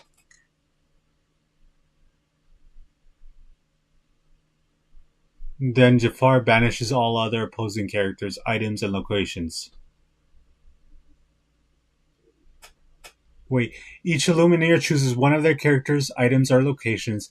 Then Jafar banishes all other opposing characters, items, and locations.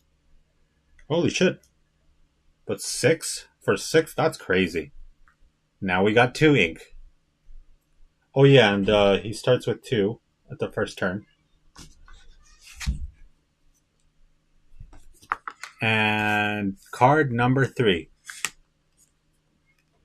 Sandwave. Man, I got really lucky with the first 2. Jafar returns all opposing exerted characters to their Lumineer's hand. Okay.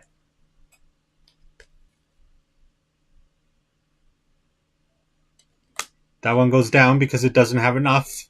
He doesn't have enough ink yet to play any cards, so it goes back down. That's 3 cards now. 3 cards, 2 lore. My turn.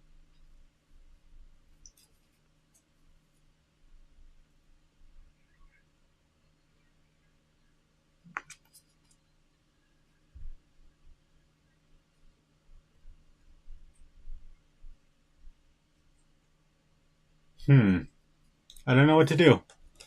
Out of these cards, which one should I play? I'm going to put down a card for ink.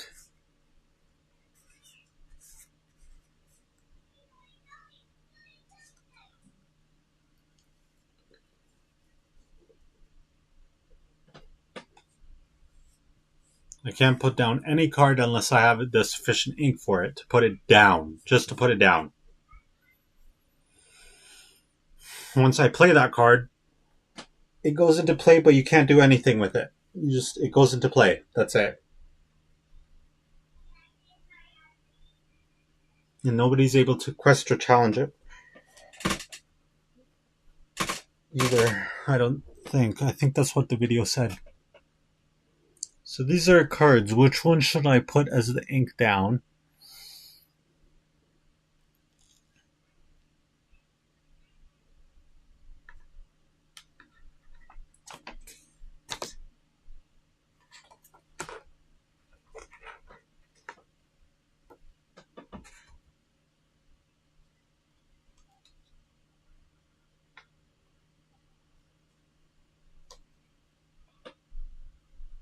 No, I don't know.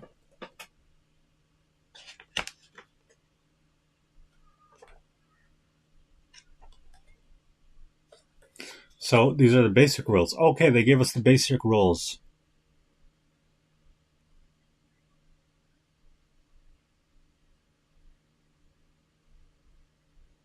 Beginning phase, ready your exerted characters by turning them upright. Set check for effects that happen at the start of your turn. Follow their intentions. Follow their instructions. This includes gaining lore for having the reforged crown and for locations you have in play. Main phase, during any time you can put a card with ink symbol around its cost face down into your inkwell. Additionally, you can do any of the things listed below. Okay. So I can put any of these cards down, but it has to look like this. That's the ink symbol.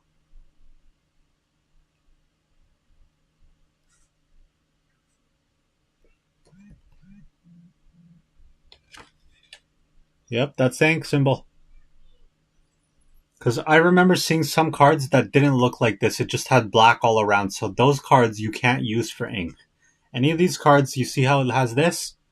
I can put it face down just like this on my side of the field and use it as ink like this. That's how it works. Okay. So once per turn, at any time you can put a card with the symbol sign, the ink symbol sign, around its face down.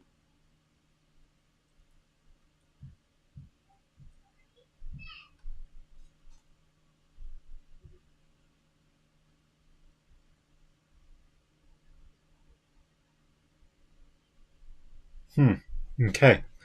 So, main phase. Get any card that has this ink symbol. You put it down for ink. Okay. Then after that, once you have the sufficient number of ink, you can play a card, use a character ability that doesn't require them to exert, use an ability, use a location ability, move a character to a location,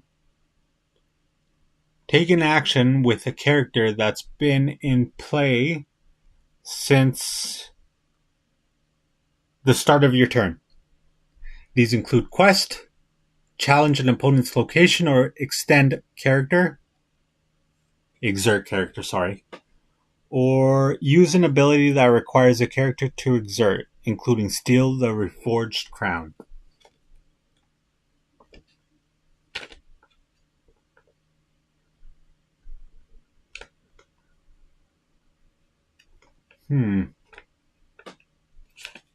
I don't know. Anyways.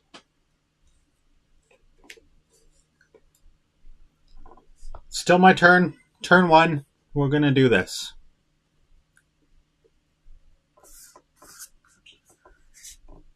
I'm going to take the less valuable ones like this bad boy. Take my Vanellope.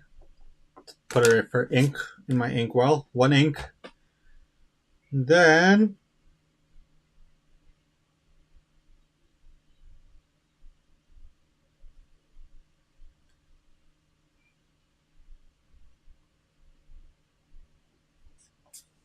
So I got 1 ink down. I'm at 0 lore.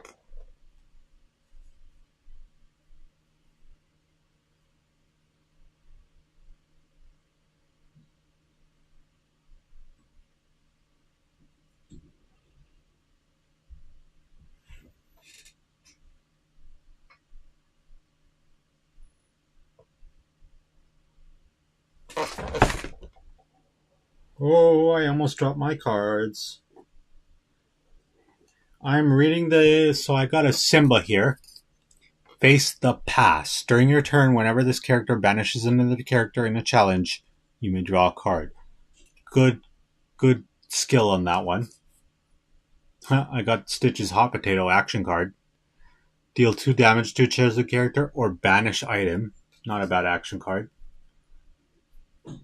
I got an item card, Training Staff.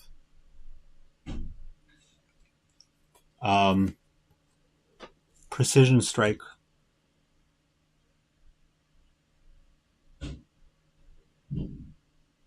I think it says tap 1, exert 1, chosen character gains challenger +2 this turn. They get +2 while challenging.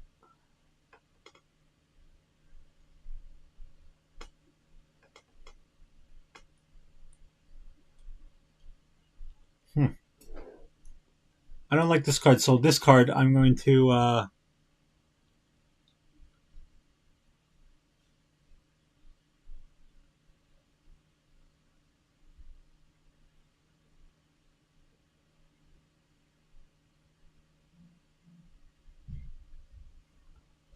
Huh?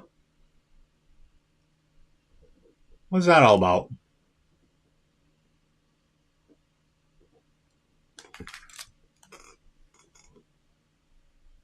No, I'm live.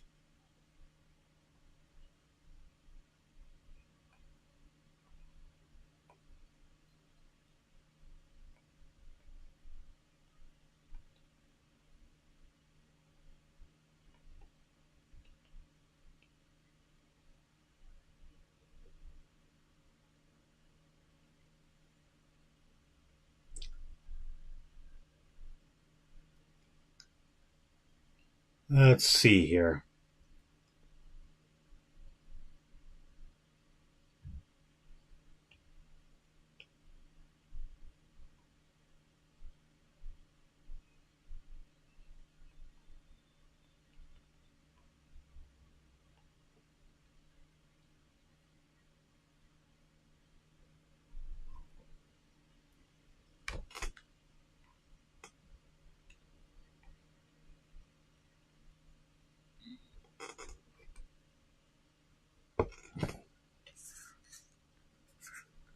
So, we're at 1 ink. I placed 1 card down for ink. I'm going to place this card down for ink. And then we're going to go and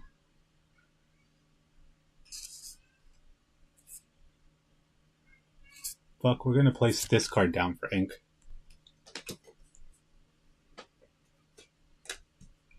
We got 3 ink.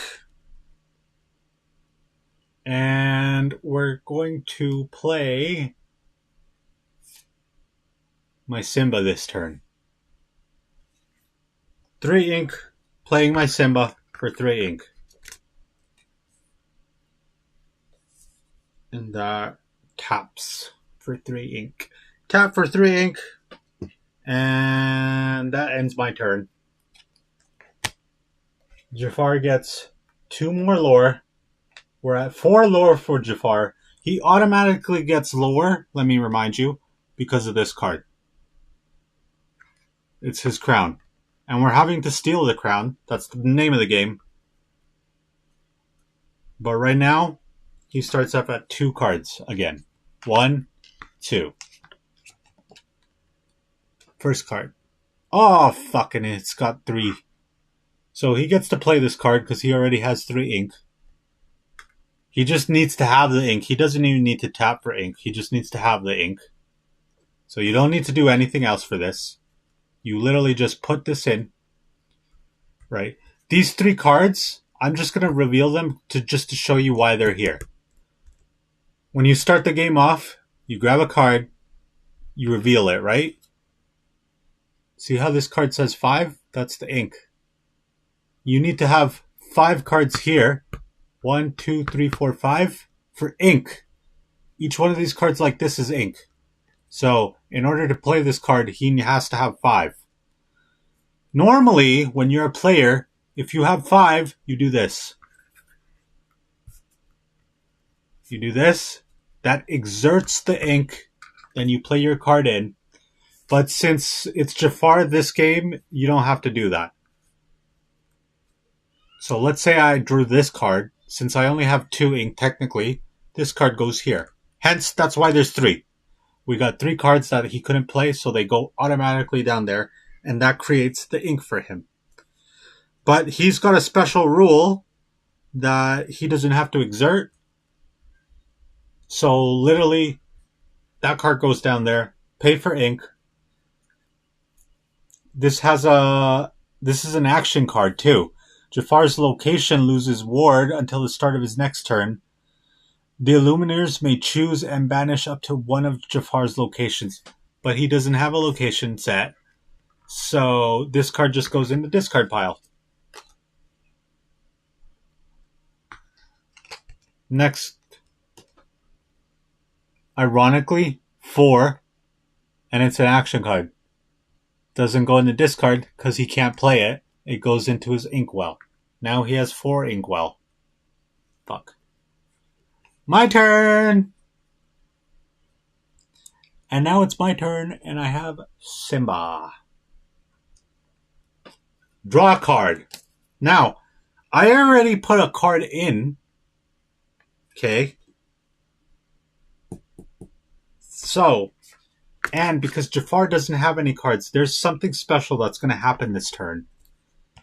But I have to go into here to remember how that works. See page 18 for Reforged Crown.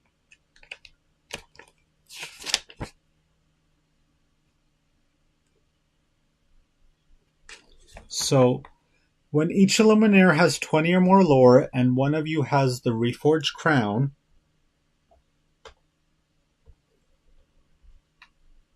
my guy has 1 lore, so I gain 1 lore. When each Illuminator has 20 or more lore, and one of you has the Reforged Crown, the Illuminators win. Okay, that's not what I needed. I needed to know about the Reforged Crown specifically. How do you steal the Reforged Crown?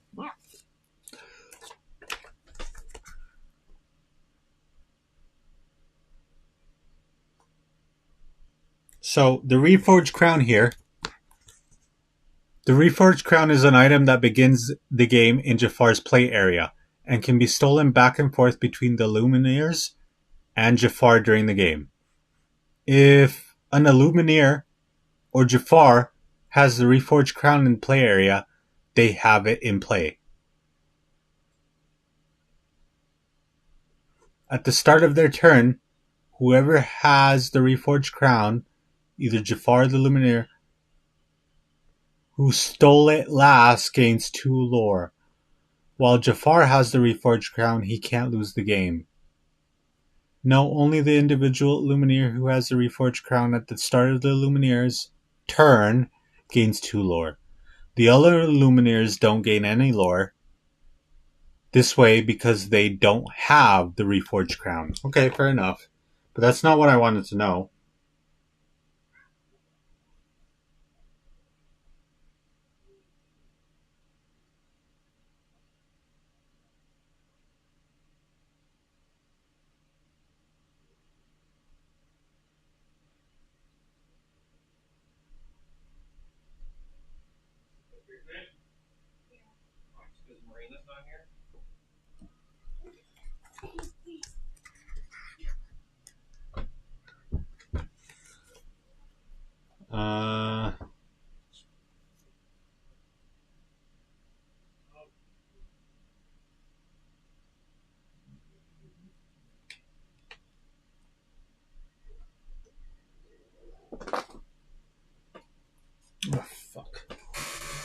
Drop cards. I drop cards. I accidentally drop cards. I'm putting them at the bottom of my pile.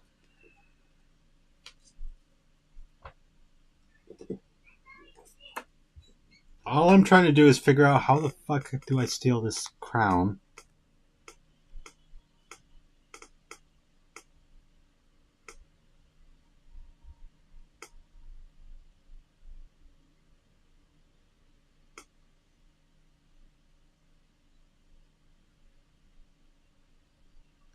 Okay, so here we go. While Jafar has no locations in play, each Illuminator may exert one of their ready characters during their turn. Since I have Zimba, so my inkwell goes back to normal.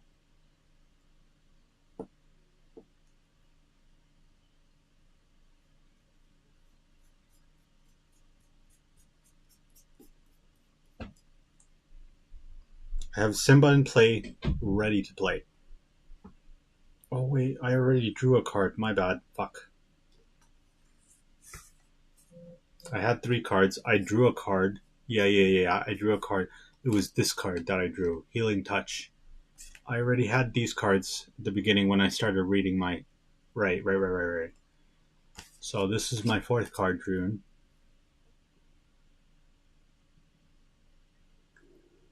Since I'm going to exert this, and because I exert it, I get the crown. Simple as that. So, if you can see on my camera there, I'm just going to show. Oh shit. Oh shit.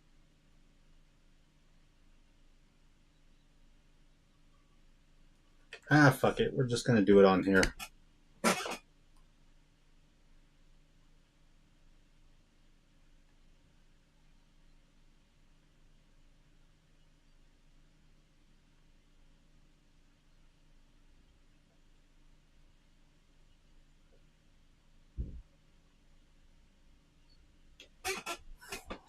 Okay.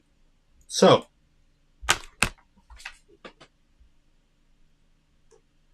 while Jafar has no locations in play, each Illuminator may exert 1 card. Now, if we go on here,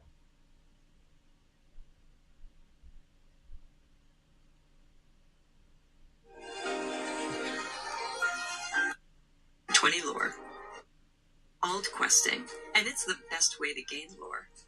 To quest with one of your characters, exert them. You then get lore equal to the number of lore symbols on the card. I exert them, and I get lore. Turn after turn, adding their lore to your total. The first player to reach 20 lore wins. Your opponent is also racing towards victory. So, on my turn here,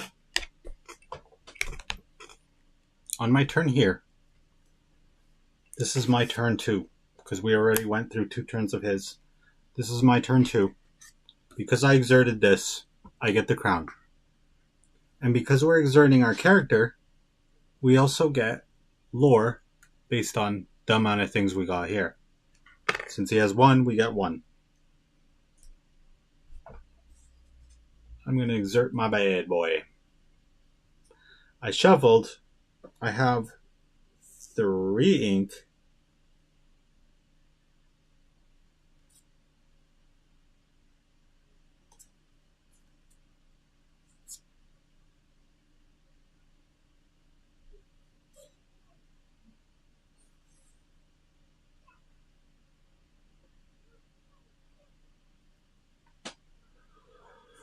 Oh. You know what? Shit, that's all I want to do.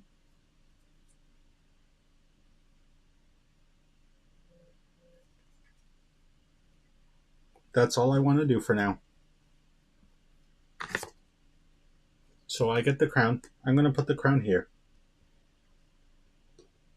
And now it's Jafar's turn. And since Jafari doesn't have no crown, Jafar's shit out of luck.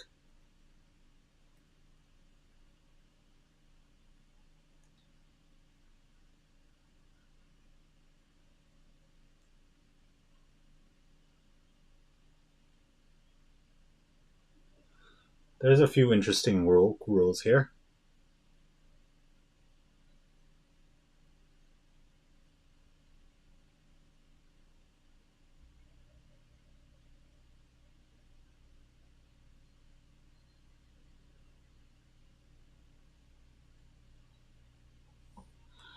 So this is a few ways that he, Jafar, can steal the crown from you. It says right here.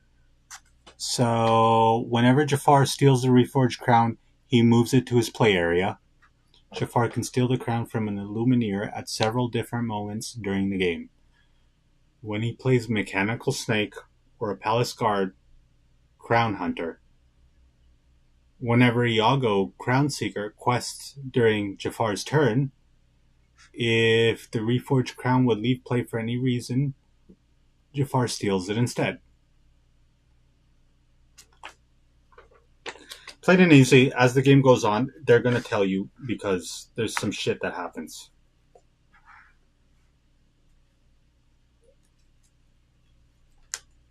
But since he has no crown, right now he gets nothing but 2 cards. Because every turn he gets to play 2 cards, no matter what. That's guaranteed.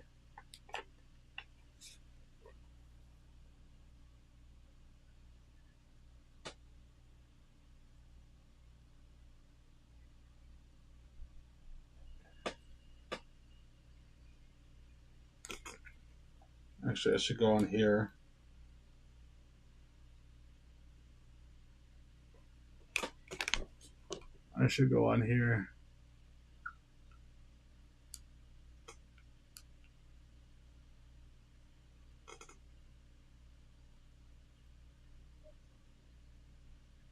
Ha! That's awesome.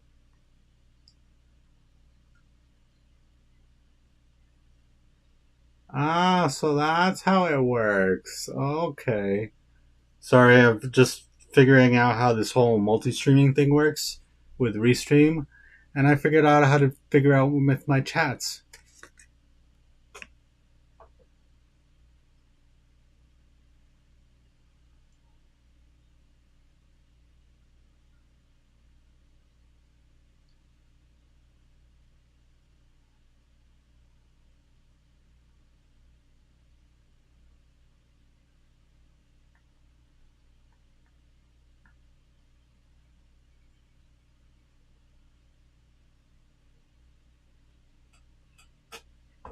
I'm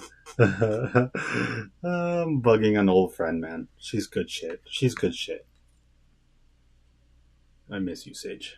You're good shit. It was good times back then, man. It was a good pack. Good times back then. Good times beans and baked beans, huh? Anyways.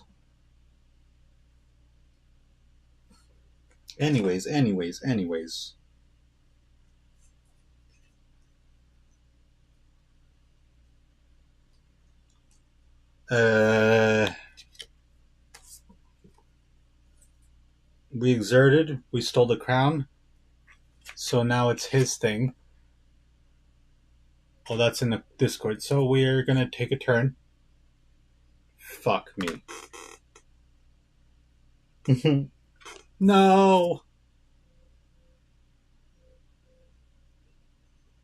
Oh wait, he gets Iago, but thank God he doesn't have enough ink yet. 1, 2, 3, 4. Oh, that's brutal. One more card. Oh shit, he actually has enough for that.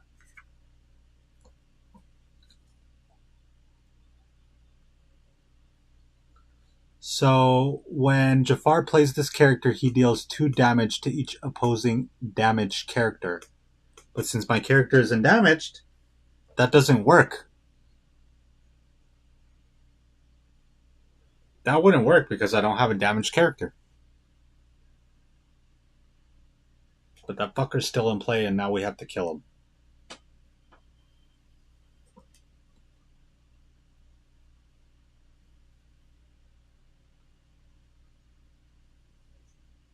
My turn. Turn. Card. Trusty Loyal Bloodhound. Support whenever this character quests, you may add their ink to another chosen character's ink this turn.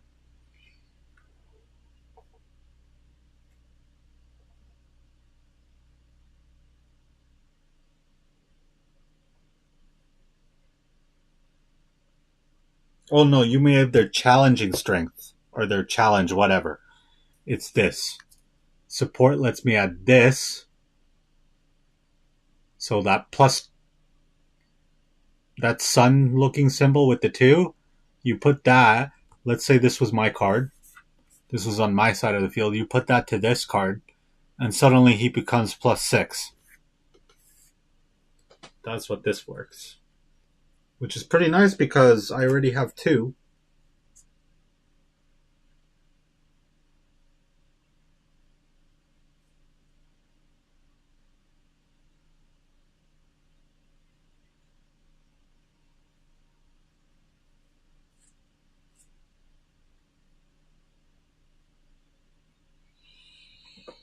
I'm going to put this down for ink.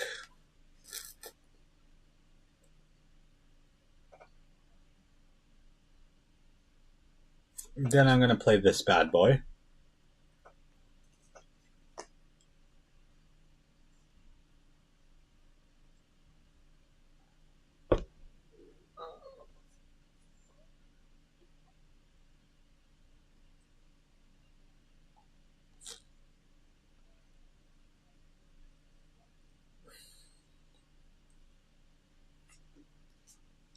We paid for 2 ink. We still got 2 ink in play.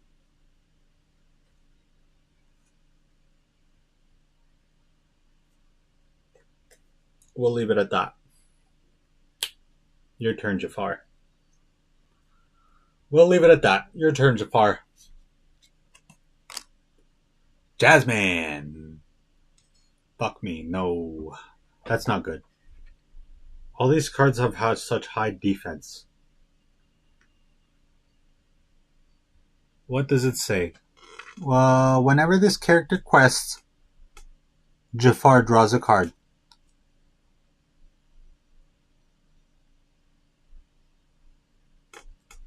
Inkwell, 1, 2, 3, 4, 5. Goes down.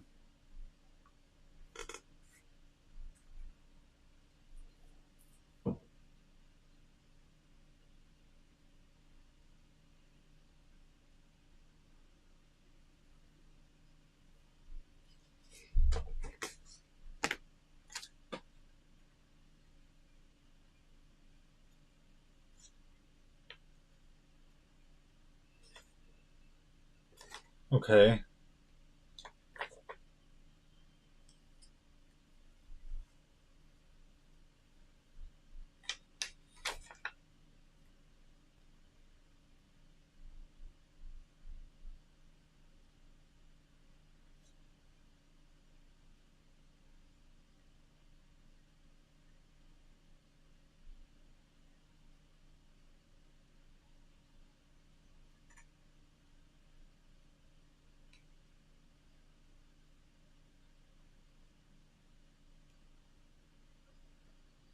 While Jafar has no locations in play, each Luminaire may exert one of their ready characters during their turn. Each of these characters must have played on a previous turn. If all Illumineers exert a character this way, the Illumineers choose one Illumineer to steal the Reforged Crown. The chosen Illumineer moves the crown to their play area.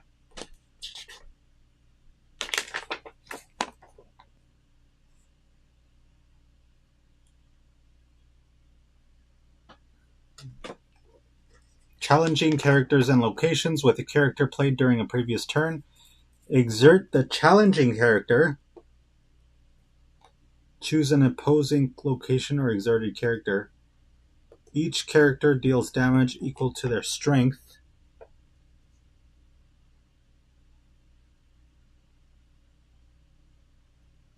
equal to their strength to the other character or location. Look at the willpower of each character or location. If a character or location has that much damage or more, banish them. Put them in the player's discard. Damage stays on a character or location until it's removed by an effect or the card is banished.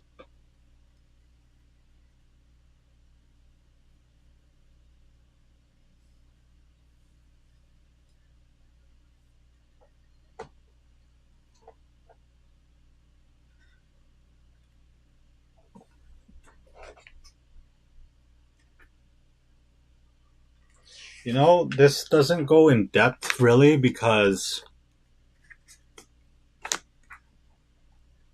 I'm thinking here, for one, oh shit.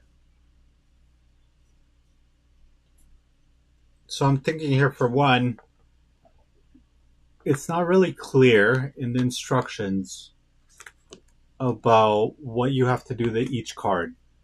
So in this place heist, I don't really understand based on these rules. I don't understand when I play a card on Jafar's turn, does that mean I have to deal with this card before I can end my turn? And if so, if I attack this card and I don't have enough challenge to kill it, what happens to my cards then? I know I can Google it, but still, I don't want to Google it. Like, that's half the reason about these things, right? So if the instructions aren't 100% clear in these things, honestly, what is the point of these? That's what I think. Am I wrong? I don't know, man. I don't know. Am I dumb? It could be. I very well could be dumb. Because I'm reading this shit and it's just not making sense to me. And I lost a card.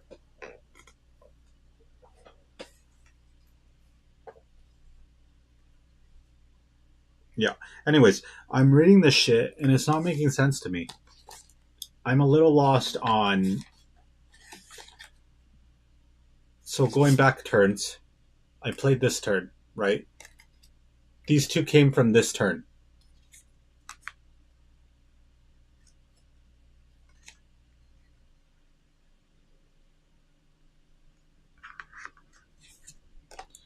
Hey, wait, it's 2 cards. He has 5. Like, okay, so we've got this card, right? Goes in play. Fighting dirty. Doesn't do anything. It stays there. Then we get this card. That one goes on play too, because he has the ink, and these inks don't get exerted. So now going from here, what happens next? If I have these 2 cards,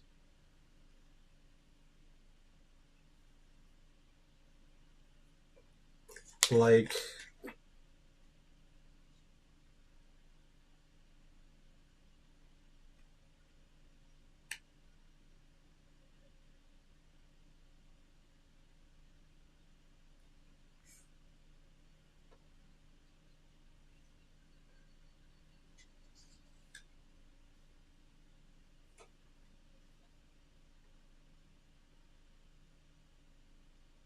okay. I didn't read it. It's right here. This is what we do. So, we're going to go back a turn because we didn't do that properly. With this card, so this is turn 3 for Jafar. We drew this card, right? He's already has 5 ink. 1, 2, 3, 4, 5. So because he has 5 ink, he can automatically go. Now, he has a skill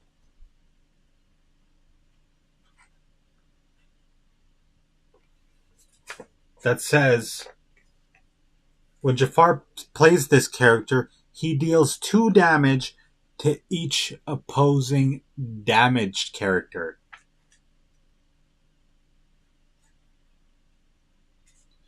which has got to mean that he can't. That's got to mean that that doesn't affect me because I did not take any damage, right? I assume. I'm just going to go with that one. Now, in the instructions, it says, resolve the row of characters and items Jafar has in play from the Lumineers left to right. Okay, I got that. If an item has an ability with an exert cost, Jafar exerts the card to use the ability.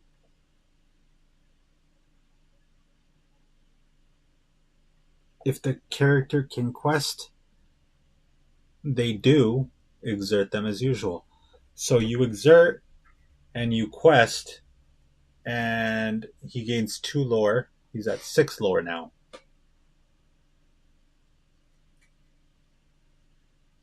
If a character can't quest and has reckless, they challenge the Illumineers. Choose a character of theirs that can be challenged as the offender, and the challenge proceeds normally. Otherwise, the character does nothing.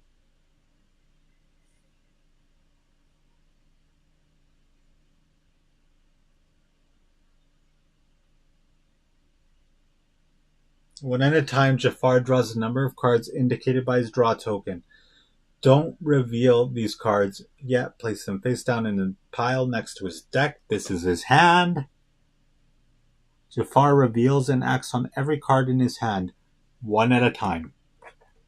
After finishing with each one, move on to the next one until he has no cards left in his hand. Turn the card over to reveal it. Check its cost, amount of ink in its inkwell. Jafar doesn't have to pay ink to play cards. He just has to have it. Now this is the part where it gets to me a little bit. Jafar doesn't have to have ink to reveal it. Check its cost, the amount of ink in his inkwell. Jafar doesn't have to pay ink to play the cards. He just has to have it. If Jafar has enough ink in his inkwell to play the revealed card, he does so for free. If the card is a character or item, place it at the end of his row. If it's a location, place it in the spot mark locations on his playmat. If it's an action, resolve the effects and put the card into this discard pile.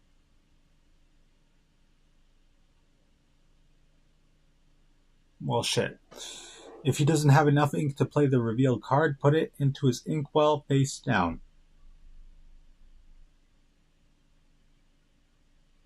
Yeah, I know about the no cards.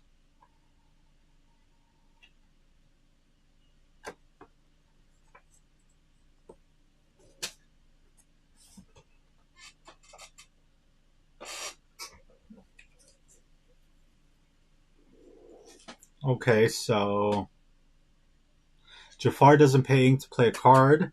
He only checks to see if he has the amount of ink that would normally be needed to play it. If he doesn't, that card goes into the ink face well down. If a card is returned to Jafar's hand, it stays there until the reveal step of his next turn. Each card that's been returned to Jafar's hand is revealed and played before.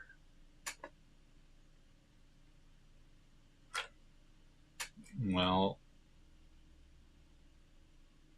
if any effect requires Jafar to make a choice, the Illumineers make that choice together. Yeah, we already know that.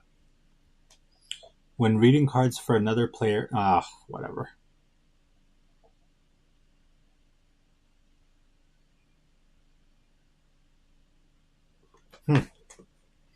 Well, the first game is always the hardest, so we're at this part.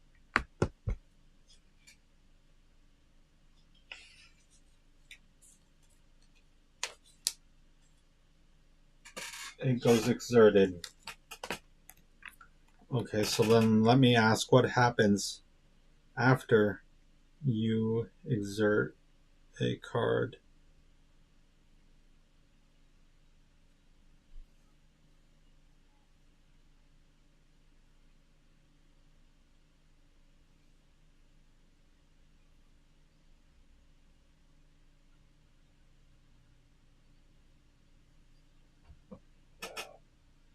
Okay. On the next game,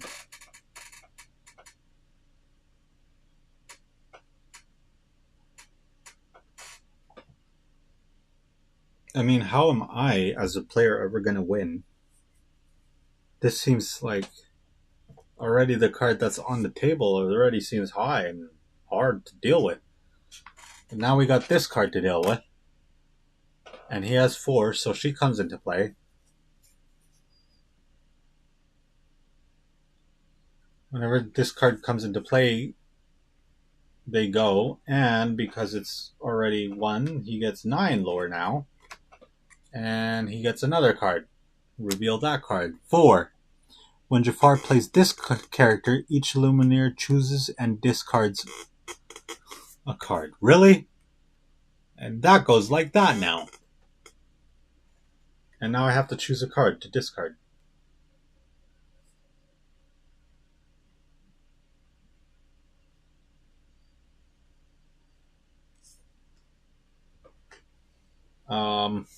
Wow, I'm fucked.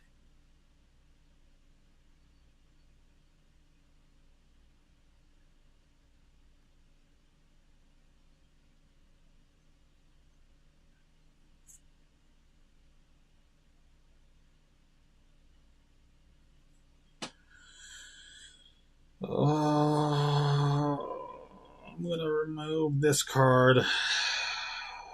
Banished. That's fucking brutal. That sucks.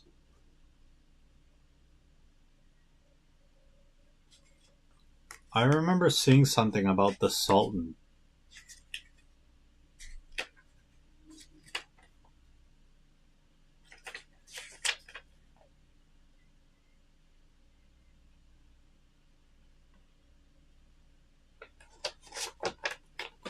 Where is the Sultan?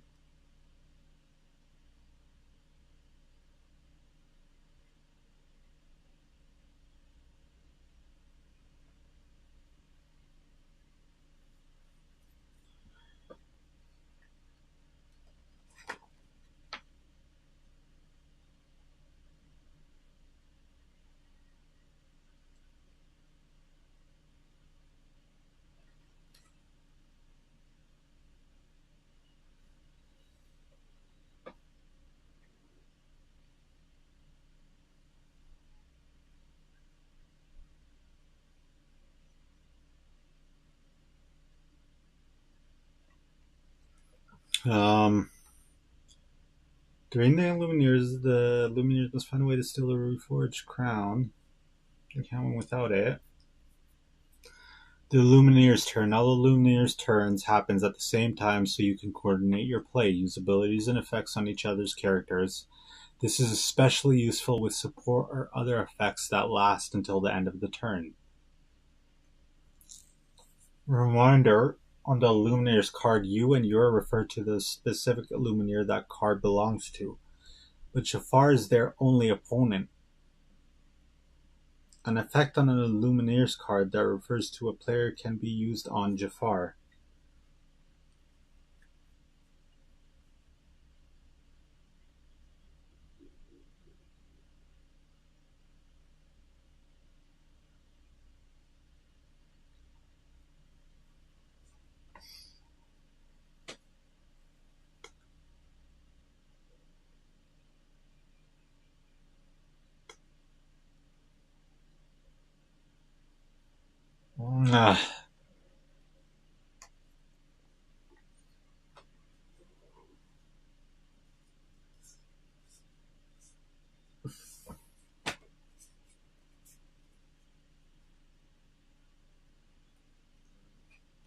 Okay, so we got 3 Inkwell. We've got these 3 freaking weird badasses. We were at 8 with her, so we're at 10 with him.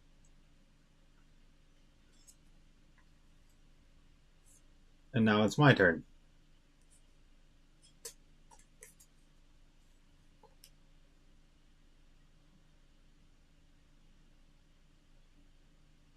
I get 2 lore because of that. So now I'm at 5 lore because of my crown. And now we gotta deal with some shit here.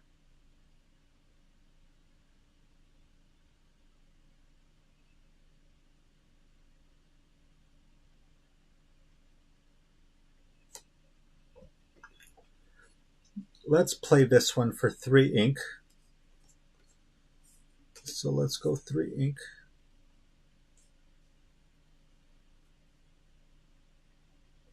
And we're gonna play this card. Healing Touch. Remove up to 4 damage from chosen... Wait, I just realized I can't do that.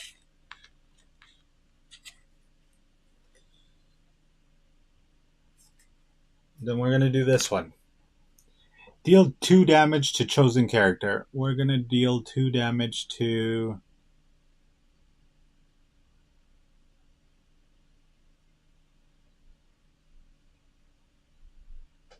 We're gonna do 2 damage to Jasmine. Because this one is the most dangerous one. He can keep pumping out cards because of that one. This card goes in the discard pile. Then we're going to exert this bad boy. It goes into 2, which goes over into Simba's challenge exertion.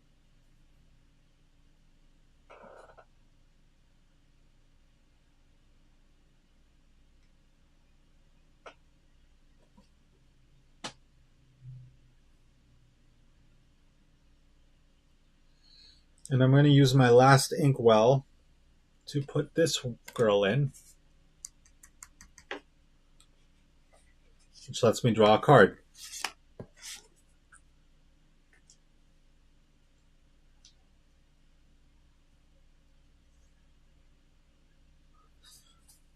And so I know which cards can go first and attack.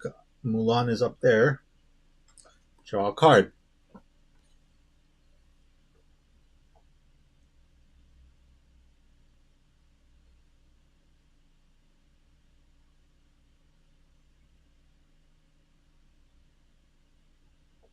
That was actually kind of a bullshit card.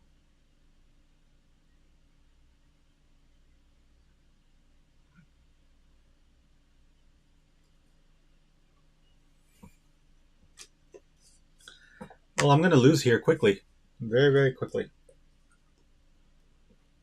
And my tablet's about to die. My camera's going to die. So I'm going to have to end the stream right there. Everyone's going to fucking suck that I fucking sucked at doing this. I have no idea what I'm doing. Let's quickly go over one more time. Because I actually know how to play this now. It's actually fairly easy. Once you figure out all the ins and outs. So you got Jafar. Right before I finish, right before my thing dies, I'm going to teach everyone this game real quick. Then you can go out and buy yourself your own thing. So in each play box, you get a Jafar, you get a crown, you get Jafar's deck, and you also get 2 decks to play with you on your own. Okay? You get this board, and you get these locations. These locations determine your difficulty of the game. One is easy. This one's easy. Flip it around. This one's normal. This is another location. This one's hard. And this one's extreme. On full alert, this one doesn't go into the locations. It just goes somewhere there. And you get a whole bunch of... You get another thing, a location to play in there. But that doesn't matter. When you play on easy, you start like this. Turn 1 goes. You put this down to put it up here so you know how much cards he can draw. But on turn 1, he gets 2 draw because he has the Reforged. He already automatically gets 2 lore. So you put 2 lore there. And on his turn, on his very first turn, you get 2 cards. And you also get another card because of his very first turn. Now, on the very first turn, As the turns go, As the turns go, you reveal one at a time. Let's go from the bottom here. You notice how it says 3 ink? This is your ink. This is an action card. Action cards can only be played instantly. But since this has 3 ink, it can't be played period anyway. So, what you do is you go like this. Put it face down there. Done. Then move on to the next card. Iago. 6. You know what's funny is I was reading in the things, if you play this on his turn, he automatically gets his crown back. He steals it from you if you play this specific Iago. If Jafar plays the Iago on his turn. So luckily, he can't do shit right now. This card goes face down. And then we got the third card, which is an action card, and he can't do shit anyways, but it says each Lumineer chooses and banishes. Done. From here, you go to your turn. From here, you go to your turn. Since we're playing on easy, I'm going to put mine on lower. You go 1, 2, 3, 4, 5, 6, 7. You go 7 cards is your thing. And because I was an idiot, I forgot to draw a card the first time. That's 8.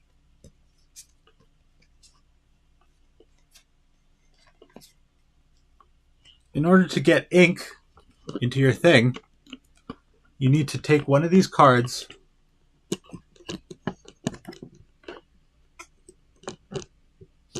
You need to take one of these cards.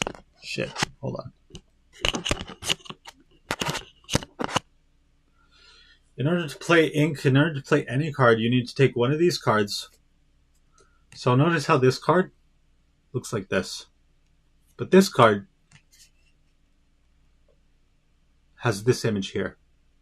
Turns out this card, this action card, you can only use it to put it in play. But if it looks like this, you can't use it as ink.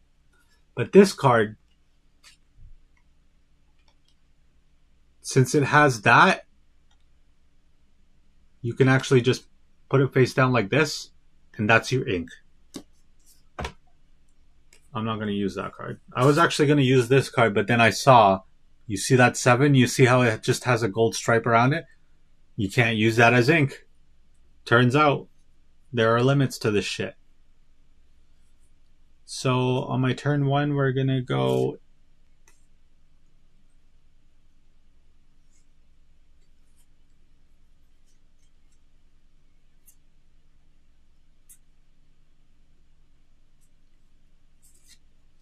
We're going to play ink.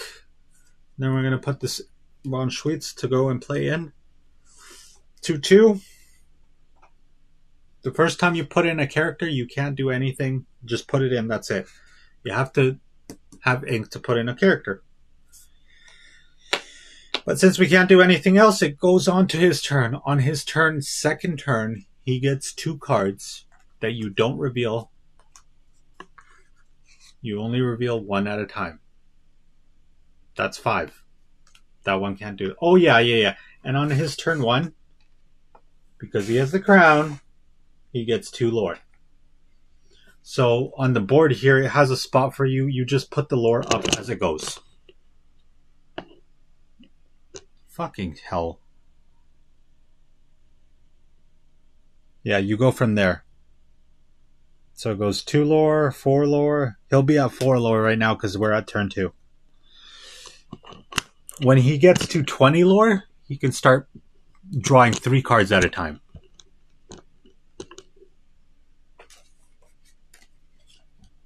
But now we're here. Second card. And it has 6. Can't do anything there. Now it's my turn. And I draw a card.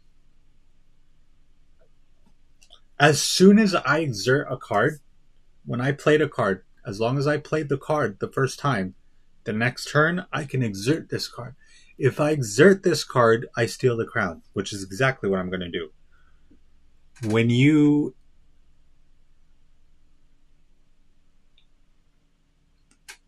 exert the crown, you gain lore equal to the number of lore counters it has on there, which is that little dot in the corner there.